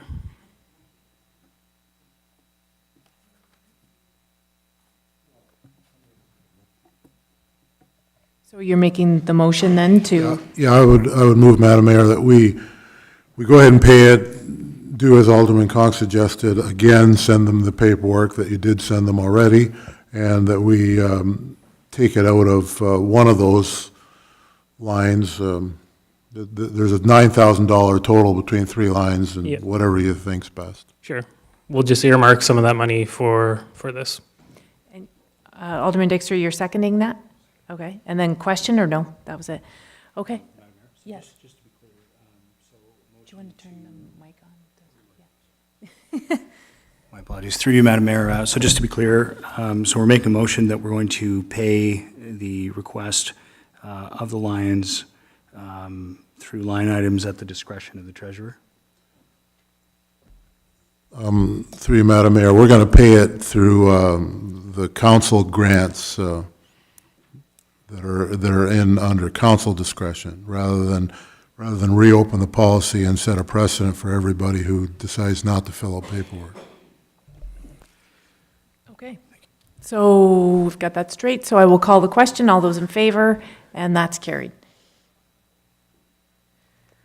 So now we're on to the Waterfront Regeneration Trail. Yes, so they submitted their application and are requesting the same funding that was granted to them in previous years of $500.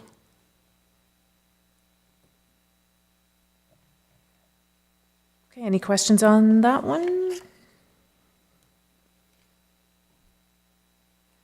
Again, we can always come back to these in the future. Then the next item there is the Niagara Health Systems One Foundation.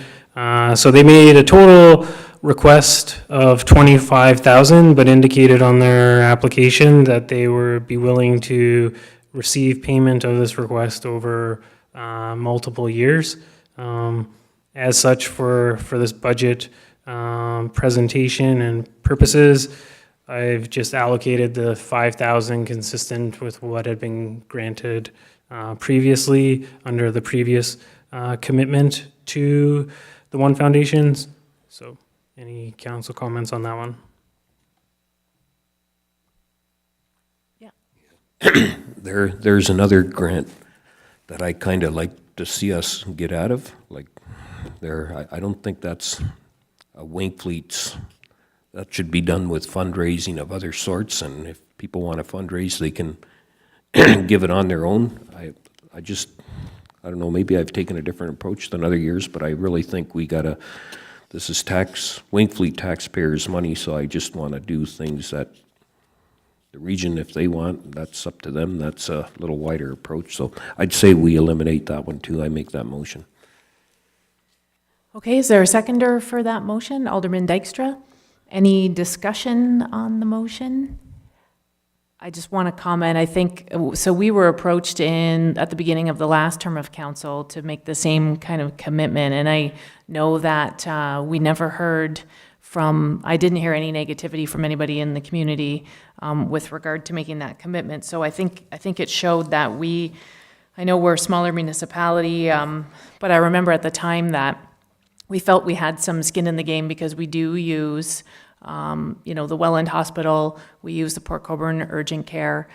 So I personally think $5,000 a year for a 5-year term is well worth it to keep, to contribute to having the equipment that we need in those buildings. So it is a community, like I say, I know a lot of people go to Dunnville, which is a different health system, but a lot of people do use the NHS here, and we've been fighting a lot of things to keep things open. So for me, that's kind of where I'm coming from with this issue. So I'm not going to support your motion, but I just wanted to make those comments.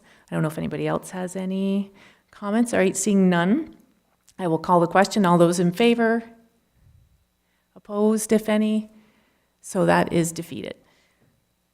Okay, so we are now going on to the Agricultural Society. Yeah, so I just want to highlight here, there are two components to their application. If you recall in our policy, we talk to actual physical cash donation or grant contributions as well as in-kind. So that's when we are allowing organizations use of our facilities at no cost or use of our staff or equipment at no cost. So last year, we had a grant of $4,000 as it relates to the Wainfleet Agricultural Society. In 2018, they have not only requested a $5,000 cash grant, but also $2,700 in-kind contributions, which is essentially giving them the facilities that they need to operate. It should be noted that I think part of the grant that we give each year is to offset those in-kind, like in the facility costs. So just something to consider as council is deliberating on this request.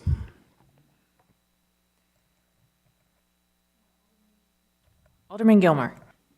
Thank you, Madam Mayor. In terms of context to the $5,000, I did have a conversation with Colin Kruger, and their intention is to purchase a whole bunch of those new display cases that they're actually going to spend probably double that to do it. So in case there's any question about why they asked for another 1,000 and what the 5,000 will be used for, that's their intention.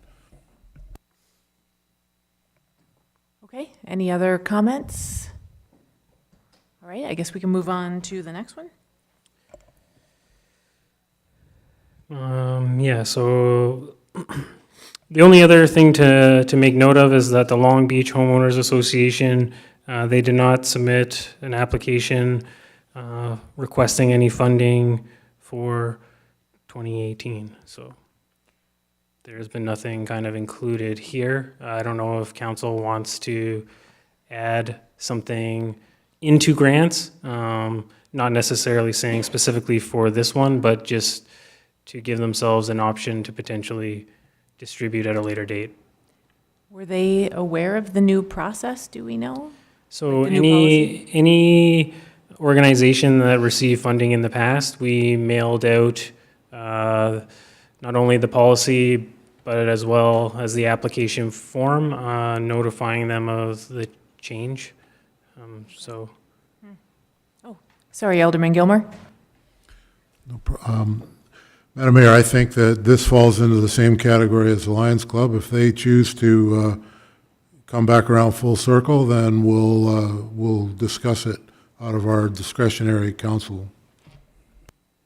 That sounds good. Okay. Okay.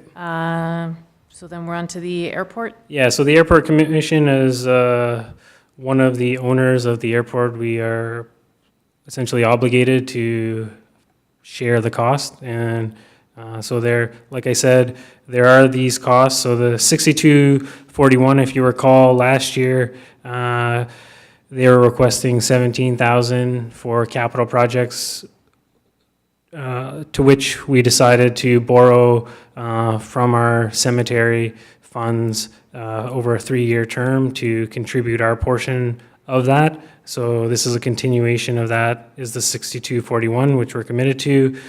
The 8,100 is our share of the operating costs. I do want to make a note of this. I spoke with the chair of the commission this morning, and he had mentioned that there should be roughly 2,900 coming off that 8,100. So I'll incorporate that as well into the future change with the addition of the 12 that's not currently showing there, related to one-time capital for addressing some repairs required on the runways. So those ones we can't really move too much on. I guess council could choose to not support the capital component of it.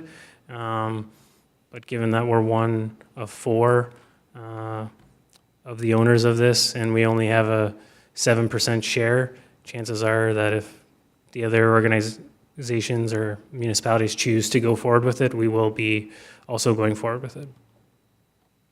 Alderman Dykstra, you had a question?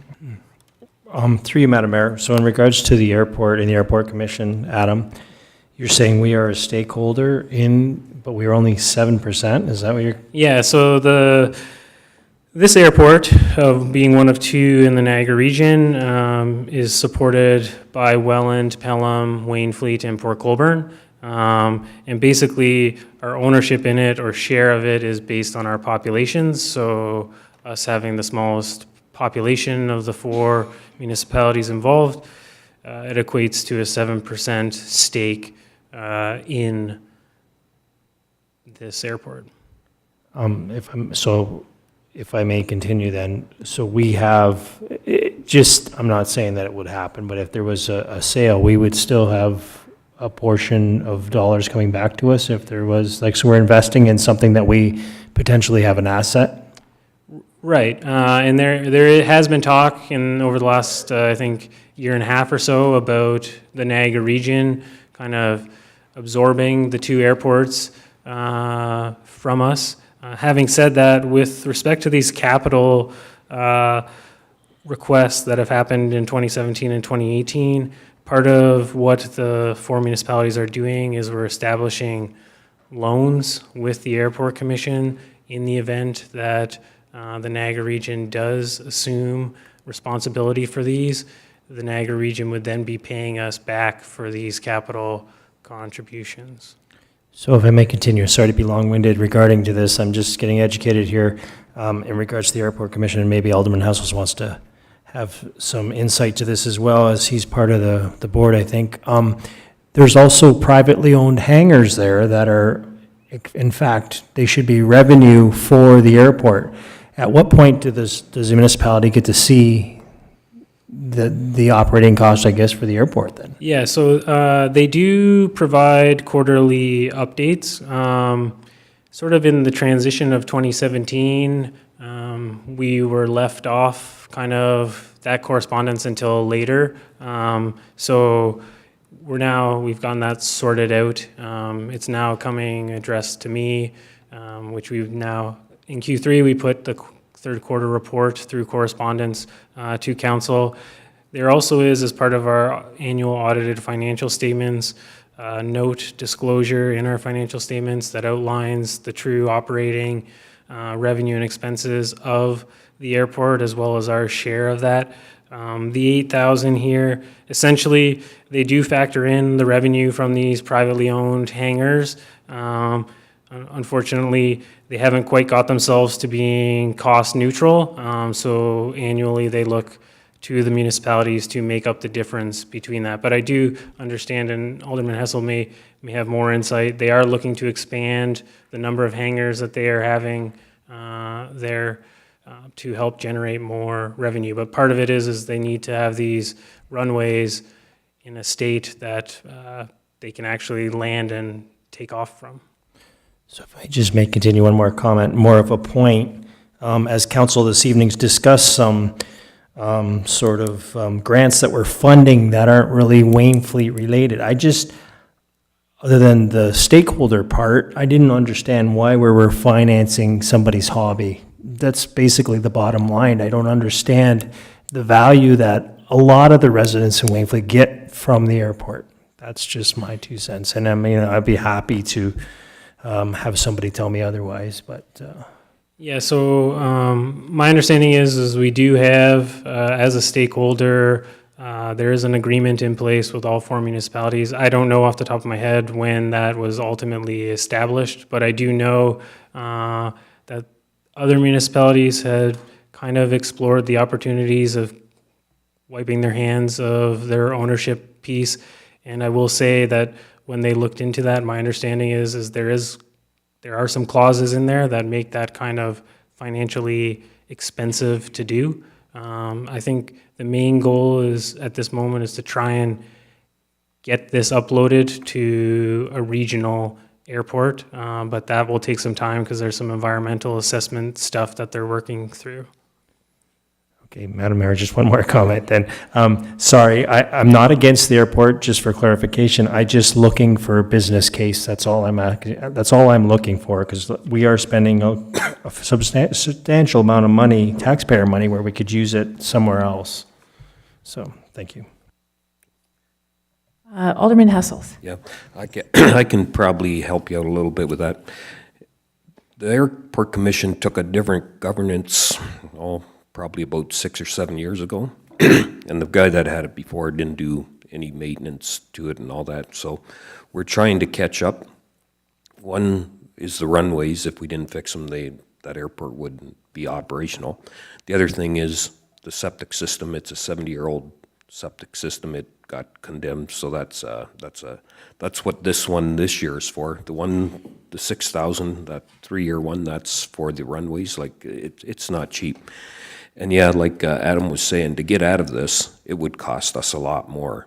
So the best thing for us is to get it uploaded. And if you want the economic benefit, we could get the chair from Niagara Central Airport here. He's a lot better with his numbers. I sometimes question him too. But if you really want to have it, I think we could ask him to come as a delegation and he can throw you those numbers.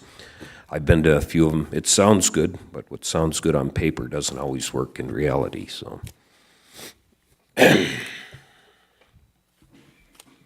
Okay, with respect to the scholarships, so we have a separate policy for the scholarships, and as a result, there is a commitment there for those. So those aren't essentially up for deliberation for 2018 unless council decides to amend their scholarship policy. The next one that did submit an application is the Wainfleet seniors. They were looking for 11,000, a continuation of what was approved in the 2017 budget.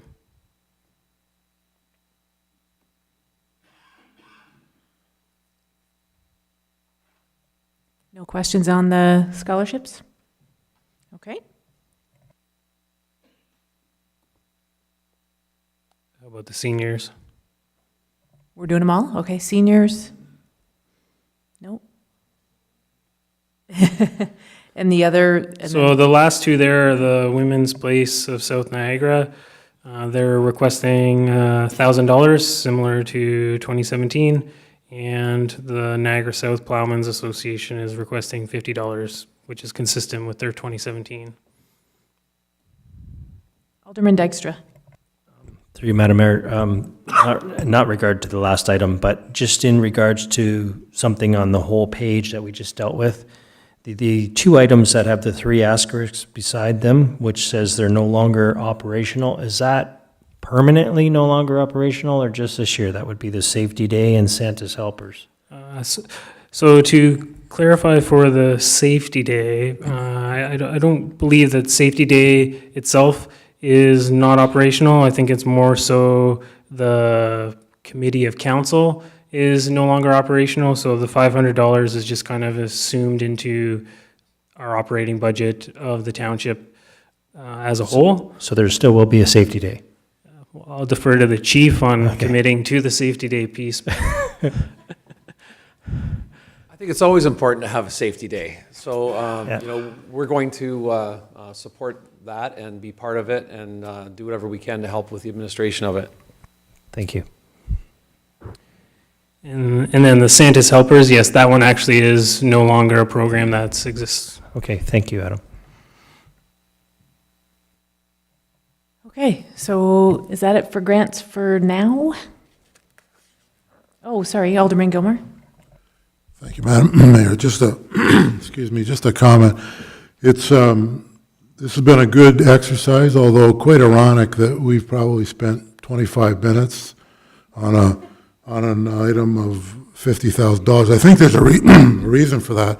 I wasn't at the last meeting when you talked about this, but I think this policy is a good one, and we need to do a little more work with it.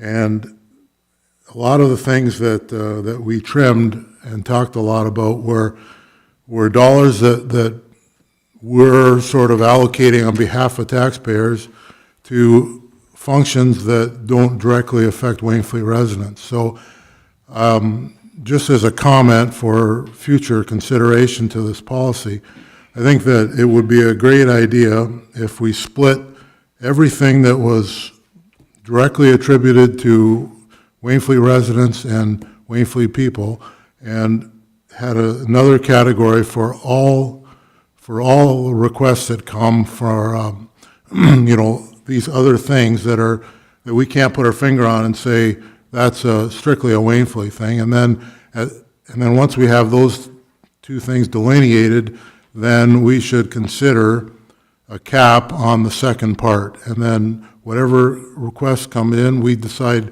here's what the number is going to be in any given year, and then divide it or allocate it in some fashion under a cap system. So I don't think we have to do anything tonight. I'm just, if you... Yeah, so I've made those notes, and when I did bring the current grant policy to council, I did put on it that we would be evaluating it again in 2018 to kind of iron out anything that we identified as potential issues the first time going through. So we can certainly incorporate that in the next iteration of the policy, which will be brought in 2018 again. So, Alderman Hessels. Yeah, and to go on that, and because when other municipalities are doing the same thing, could we kind of get what their cost is per capita compared to what our cost is per capita? Because like that hospital one, we were 25,000 when I asked the question that day. The other municipalities seem to be $25,000 too. So Wainfleet's contributing quite a bit higher. So if we could get those numbers too, like even Pocomar and the hospital, that one from the hospital, or that imaging camera, like I'm not sure if that's a possibility, but if we could have that in that report. we can certainly add that as one of the questions that we require in the applications, in particular for these non-Wainfleet related or originated organizations. Certainly we can put it on there, and if they choose to fill it out or not, that's up to them, but we evaluate their applications as a whole, and council can kind of decide if that's a mission critical item or not. But certainly we can add that as one of the requirements for any located in Wainfleet organizations.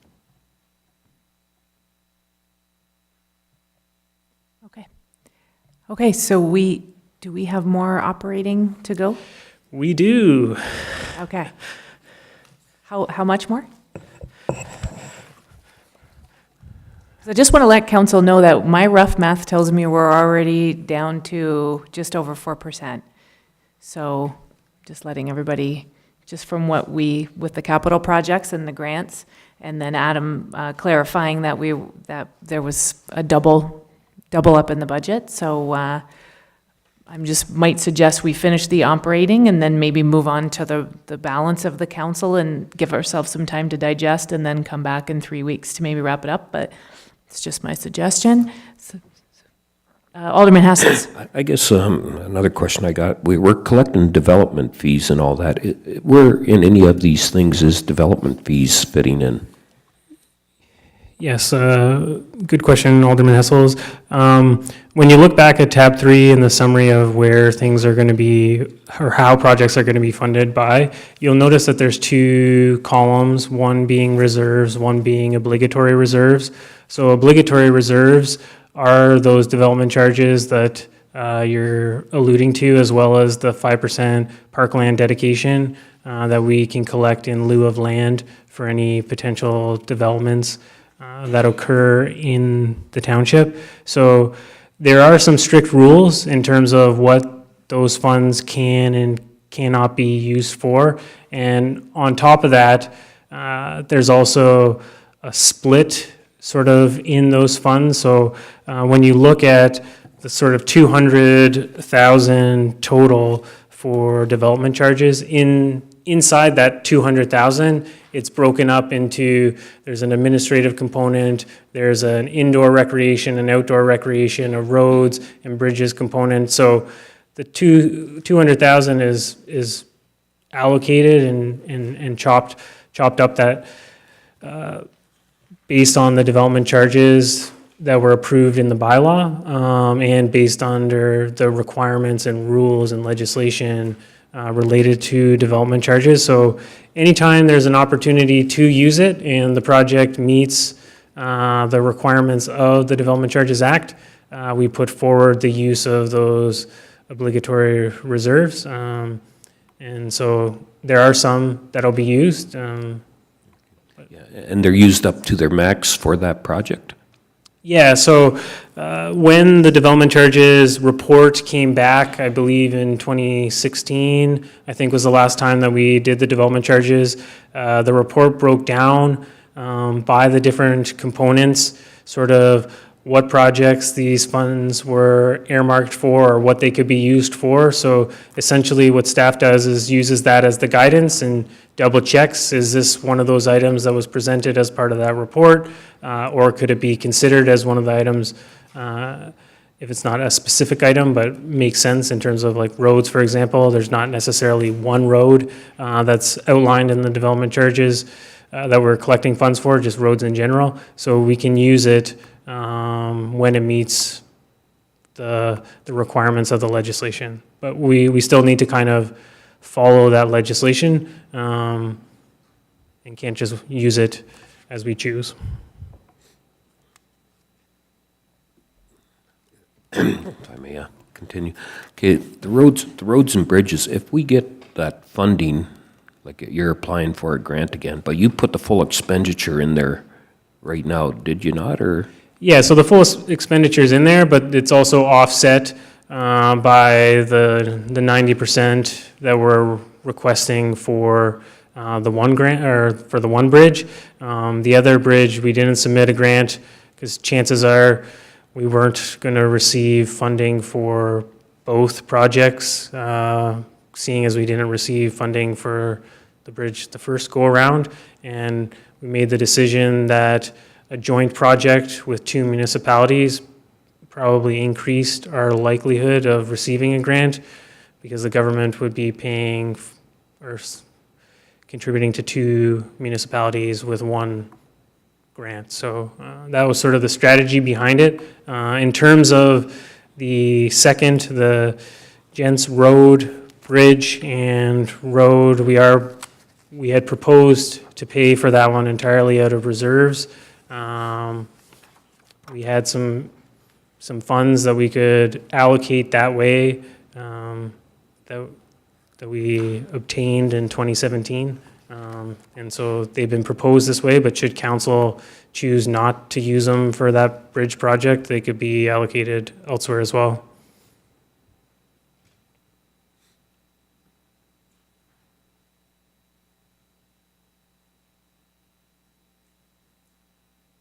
Sorry. So we're moving on then with the rest of the operating? Yeah, I mean, we can certainly, at the next kind of budget deliberation, rediscuss how the capital projects are being proposed to be funded through, if that's what council wishes to do. But I guess in the essence of time tonight, we'll finish with the operating expenses, make all these changes, and then bring it back to council on the 23rd. So in terms of administrative costs, Adam, sorry, I think Alderman Dykstra wanted to comment. Through you, Madam Mayor. Adam, I know we kind of went back to capital just for a second there while you're there. And maybe I've missed something. I know we're going into operating. I don't know. Is there a new fire hall in this anywhere? Would that not fall under capital, or what's happened with that? yeah, so very good question. The fire station has not disappeared. It's certainly on staff's radar as well as the association's radar and the Fire Master Implementation Committee's radar. It's not shown in capital this year, just from the standpoint of it was an approved project in 2017, fully to be funded out of the issuance of a debenture. So in the absence of trying not to confuse, but obviously I backfired on me, I didn't include it again, just for fear of people thinking that maybe we're budgeting for 2 stations instead of 1. Where you will see it though, as part of the 2017 budget, and kind of being the first year of potentially incurring costs for the Burnaby Fire Station, we've included in operating under building maintenance, the proposed or an estimate of the potential debt carrying costs for 1 year's worth of repayment. So it's not completely lost because there's an element of operating. So whereas the full 1.8 million is not currently reflected in this budget, the project's still very much at the forefront of staff's mind, and a component of that, the first year of principal and interest payments on what ultimately will be the debenture has been incorporated in the operating component. So, Okay, thank you. Okay, carry on. all right. So with respect to administration, so there is a decrease in administrative costs here. There's just a couple of items that have been highlighted. The main one being, as I talked to in the elections piece, an allocation of staff time from admin to the elections component, as well as some reduced training costs and computer maintenance costs. And obviously, there were questions about the IT capital project. So the net impact to the operating budget was an 11,000 contribution there, but should council choose to remove some of those capital projects, that 11,000 would also reduce. In terms of fire, so there's a couple of items that lead to this change. The primary one being the inclusion of a full-time deputy chief / fire prevention officer position. Last year included in the budget was a part-time position to which we were not successfully able to hire a candidate. This year, for a number of reasons, one being succession planning, and 2 being the lack of success in obtaining this position in the past, it's been included as a full-time position. The other items are increased training costs to make sure that we're meeting the necessary standards, as well as increased fire points as part of their collective agreement. Alderman Dykstra. Through you, Madam Mayor, I'm just wondering if the chief could comment on the full-time deputy chief and fire prevention person. Through your worship, to Alderman Dykstra.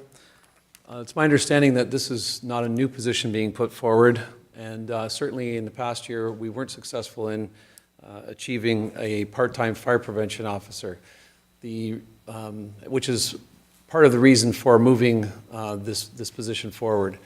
Primarily, the function of the deputy chief will be to focus on fire prevention and making sure that that program is up and running, supplementing the current public education and prevention efforts of the volunteer firefighting staff, and moving forward into further inspections and making sure that our obligations are covered under the fire code. So the other activities that this person would be involved in would be providing additional administration and operational response support for the fire chief. I can tell you that in the past, I was chief in a large active department and arguably successful, that when I stepped into this position, I'm finding that there's so much going on that it's very difficult to get at the strategic initiatives that I really want to get to, and I need some more support to be able to do that. It shows in the past, and I'm not, there's no slighting of any of the past fire chiefs, because I understand the positions that they were in, but this is what's gotten us into the position we're in today with the Fire Marshal's Office, the Ministry of Labor, the regional fire chiefs, et cetera. And we're trying to build ourselves up out of that, and we're doing a good job, and the firefighters are committed to doing that as well. But we need some more support in order to achieve those goals, and that's why I put this position forward. So if I may continue, Chief, while I have you actually at the mic, I'm just wondering, and I fully support what we're done with the work as being part of it, the work we've done with the fire department, and we're kind of rebuilding, and I know the role that we've asked of you, and I understand there's a lot of administrative part to it. I'm just wondering, have we filled the 3 positions, one being a second platoon chief, and have we also filled the 2 remaining captain's positions? Through your worship, they haven't been filled yet, and the reason that they weren't filled, to my understanding, was that we had a level of experience that was required in order to meet those roles, and the applicants that moved forward are in acting positions, and some of the roles haven't been filled because the people weren't promoted into positions beyond their capabilities according to the policies. We're going to have some discussions about that in order to fill those roles in the near future, so I'll keep you updated as far as where we're going with that, but my intent is to fill those roles as well. If I may continue, so then just to keep the ball rolling and just to kind of digest this, because I have some ideas in my head, are you suggesting you may have some more information regarding those positions I just asked you about at our next budget meeting or before, or? Through the chair, it will probably be before the next council meeting that we look at those positions. And I don't mean to put you on the hot seat, I just wonder, like, timing, that's all. Because I'm trying to put something together here. it will happen relatively quickly. Thank you. Other questions from council members? Okay. So moving on to protective services, so this is building and bylaw. There is an increase in the proposed operating expenses for this, and this is primarily due to an increase in legal fees, so that our bylaw enforcement officer is able to follow our current policies and enforce our township bylaws. Currently, as it stands, it requires us to take individuals to court, so we're budgeting for potentially that to happen in 2018.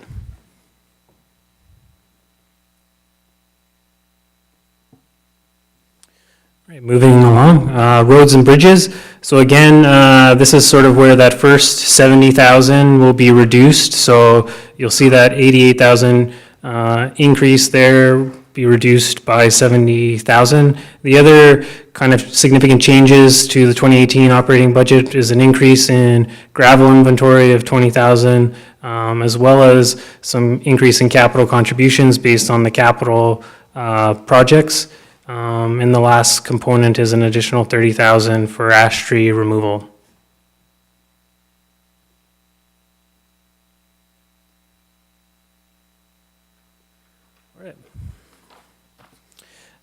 Building maintenance, so again, this is where that 35,000 in the first item on this slide comes into effect, so that will be removed from that.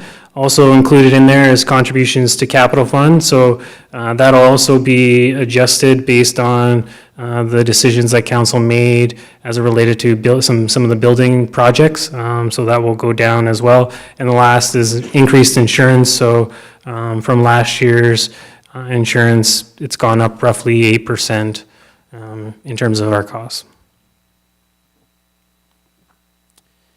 In terms of cemetery, so really a nominal increase, and that's an increase in wages. Recreation, so incorporated in this budget is 27,000 in potential funding from the region to help maintain the regional beach that's within Wainfleet. Obviously, there is some costs that will be incurred that this should offset should this go forward. And the last sort of components are an increase in salaries and benefits, and then there was a reduction in capital contributions from the tax levy from 2017. But overall, recreation's decreased from 2017. In terms of drainage, so there's a slight increase, or decrease, sorry, and that's just due to increased grant funding through the calculation. And planning, so the significant change in planning relates to a full year's salary for the one additional position that was hired partway through 2017 and was partially budgeted for in 2017 as an administrative or an admin to admin, which was then subsequently changed to a planning technician through a staff report to council.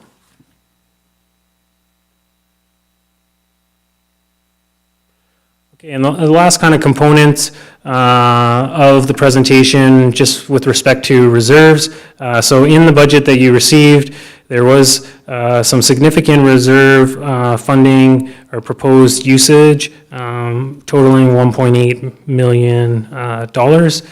Certainly, some of that will change in light of some of the decisions that were made in council. So I won't really spend too much time on this here. I would guess that any further discussion on that will come forward through the next iteration of the budget. And sort of the last thing, or last slide here, was just what would that 8.9% have equated to, looking at an average property assessment of roughly $51,000. That would equate to an increase of $132 a year, or 36 cents a day. Similarly, if we were to look at a property assessment value of $350,000, it would equate to about $176 increase annually, or 48 cents a day. And to take that one step further and look at a property value at $450, we're looking at a $226 increase and an annual or a per day cost of 62 cents a day at that 8% or 9% tax levy increase. But based on the changes that will be made, that will go down. Right, so that's the end of the presentation. Okay, so are there any further questions? And if there aren't, is council good to, just looking at the time, to let it sit and then we can, I would think, wrap it up? There's some questions, there's some things that we've kind of sent staff back with. We can either have a special meeting coming up, or we can just save it for the 23rd. I think everybody will still be here on the 23rd of, yeah. So if everybody's good with that, I know Adam said having it done end of January, beginning of February was okay. So is council good with that? Okay. And I'll offer to council, should you have any questions or comments that you want to discuss with me, feel free to reach out to me anytime between now and when the next agenda gets published for this. Thank you. Okay, Alderman Hessels. you kind of figure we're down to 4% now? Is that, That was I don't my- know if Adam kept track, but Roughly. I don't want to commit to a No, number, right. but just in rough math, you took kind of 2.2 with the skate park out of there, another 30,000 from the arena, so that's 3% essentially, or the walking trail, so that's 3%, plus an additional 1% that we took out with those changes that I had mentioned prior to, so that's 4% right there. And I'm sure there's probably another 1% that I'm missing.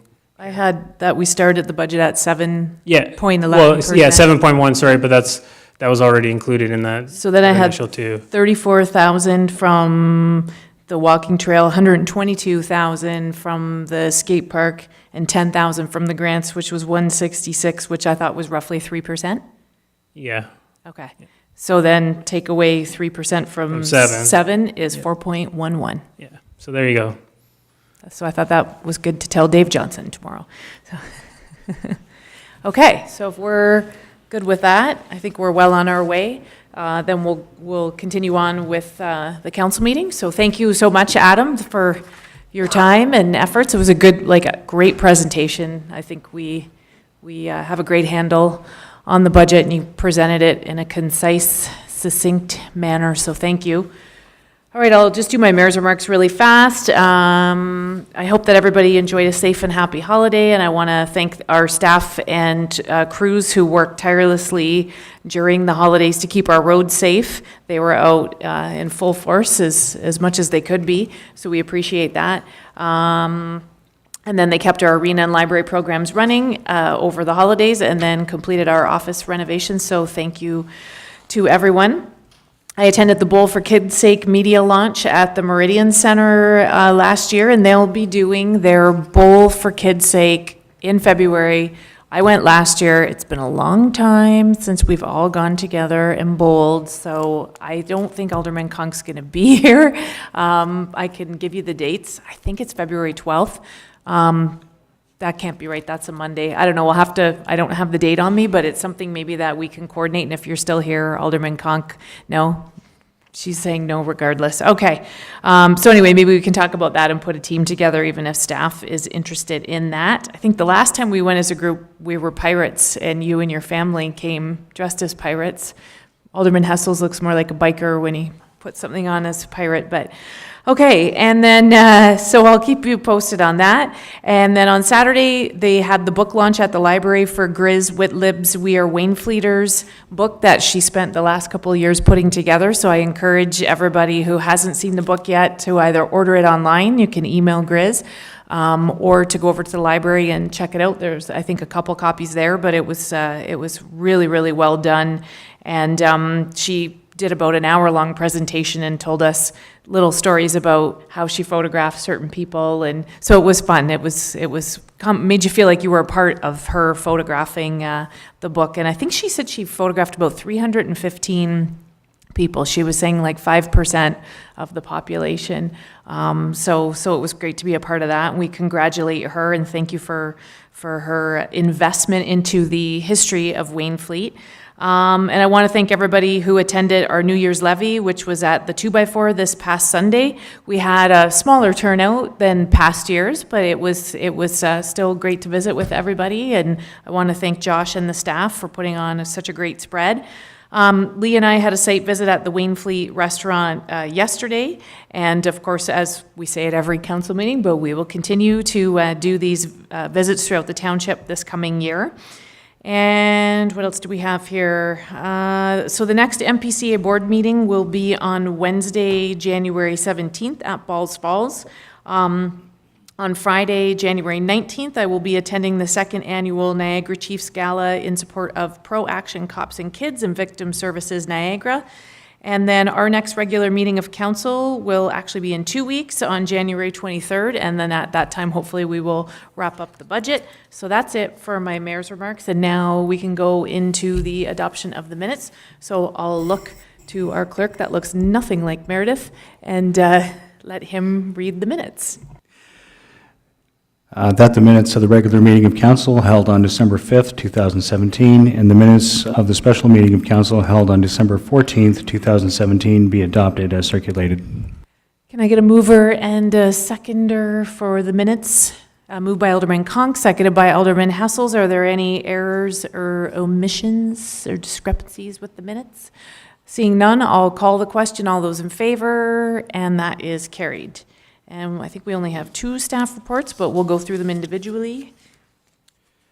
That the building staff report BSR 001-2018 regarding the monthly statistical report and the recommendations contained therein be adopted as circulated. So I need a mover and a seconder for that. Alderman Gilmore and Alderman Hessels. Any questions or discussion on that one? Alderman Conk? Through you, Madam Mayor, I'm hoping Sarah can answer this question. I see in the report there is a secondary suite that's listed. So what's the difference between a secondary suite and a garden suite? Through you, Madam Mayor, a secondary suite can be in an accessory building like a detached garage, or can be attached to an existing dwelling, so kind of like an apartment, an addition done to an existing dwelling for an apartment, or it can be in a detached garage or some other accessory structure. A garden suite, and those are permanent structures. Okay. A garden suite is a temporary use and has to be portable and able to be removed. Thank you. Any other, Alderman Gilmore? Thank you, Madam Mayor. To Adam, do you have a potential resolution date to my issue with the building permit fees for Walden Gardens from back in the summer? Through you, Madam Mayor, to Alderman Gilmore. We are certainly working on it. I believe we will be bringing a staff report to council for the January 23rd meeting to kind of lay out the next steps in the proposed reduction. Thank you. Okay, no further questions to that report. I will call the question. All those in favor, and that is carried. Now we'll go on to the next report. That bylaw enforcement staff report BESR 001-2018 regarding monthly statistical report and the recommendations contained therein be adopted as circulated. So I need a mover and a seconder for that one. Alderman Gilmore and Alderman Dykstra. Any questions or discussion on this one? Okay, seeing none, I'll call the question. All those in favor, and that is carried. And now we are into correspondence. So we only have the one to review because we dealt with the request from the Wainfleet Lions Club. So I don't know if anybody wants to, the recommendation is to refer to council. So I don't know if council wants to look to support this or to receive it. So I'll leave that with council members. Alderman Hessels. Okay. So a seconder for the motion, Alderman Dykstra. Any discussion on receiving it? For information, okay, all those in favor, and that's carried. So we don't have any bylaws tonight. So now we will Excuse me, go- Madam Mayor. Yeah. Sorry. That's okay. Number 14. Oh, I'm sorry. I have a real issue with.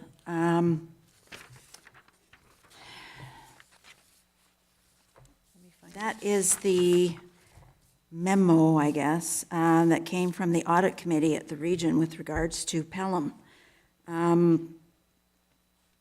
This is absolutely outrageous that particular committee decided that they were going to notify relevant lenders that the town of Pelham could be in financial difficulties, and that they share their KPMG audit when Mayor Dave got up and essentially said in October that it would be a public meeting, and he gave all the parameters, that it was third party, it was arm's length, and I'm appalled at what the audit committee has deemed a good thing to do, and I'm going to suggest that we not receive this. and send it back to the region with some concerns. I mean, who the heck do these people think they are? And are we next to be given this kind of treatment from the audit committee, who, according to Daniel and Partners, doesn't have the authority to do this? I don't know if we can not receive a piece of correspondence, and in the absence of having Meredith here, I don't know if we could refer it and get more information. I don't know if, Lee, if you want to take a stab at it, or? Okay.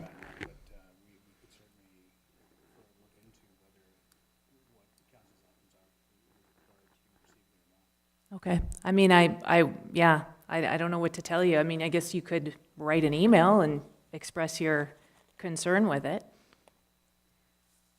I mean, not receiving it, I think does someone want to comment? No? Okay, no, that's fine if you, Through you, Madam Mayor, we were just trying to see if we could help Leo. Oh, okay. But we're not sure either, Okay. so. yeah, I'm just not familiar with not receiving correspondence. It comes in, it goes on, it's automatically received unless there's a specific request. So I don't know if it's worth even staff time to go and inquire about not receiving. I would suggest that maybe you send an email to the audit committee and express to us what you just, or express to them what you just expressed to us right here. Well, again, it's outrageous that what they've done to and it was nothing but a witch hunt and political posturing. And I don't believe that the audit committee had the authority to do any of the things that the 7 things that they said they were going to do, as particularly when KPMG stood up on November the 30th and said there wasn't anything going on there in Pelham.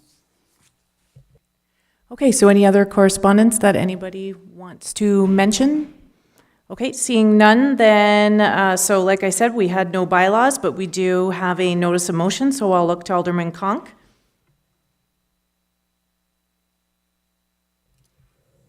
We did have to tweak the motion. Staff found a few errors in it, so it is just a little bit different than what you were given in your package.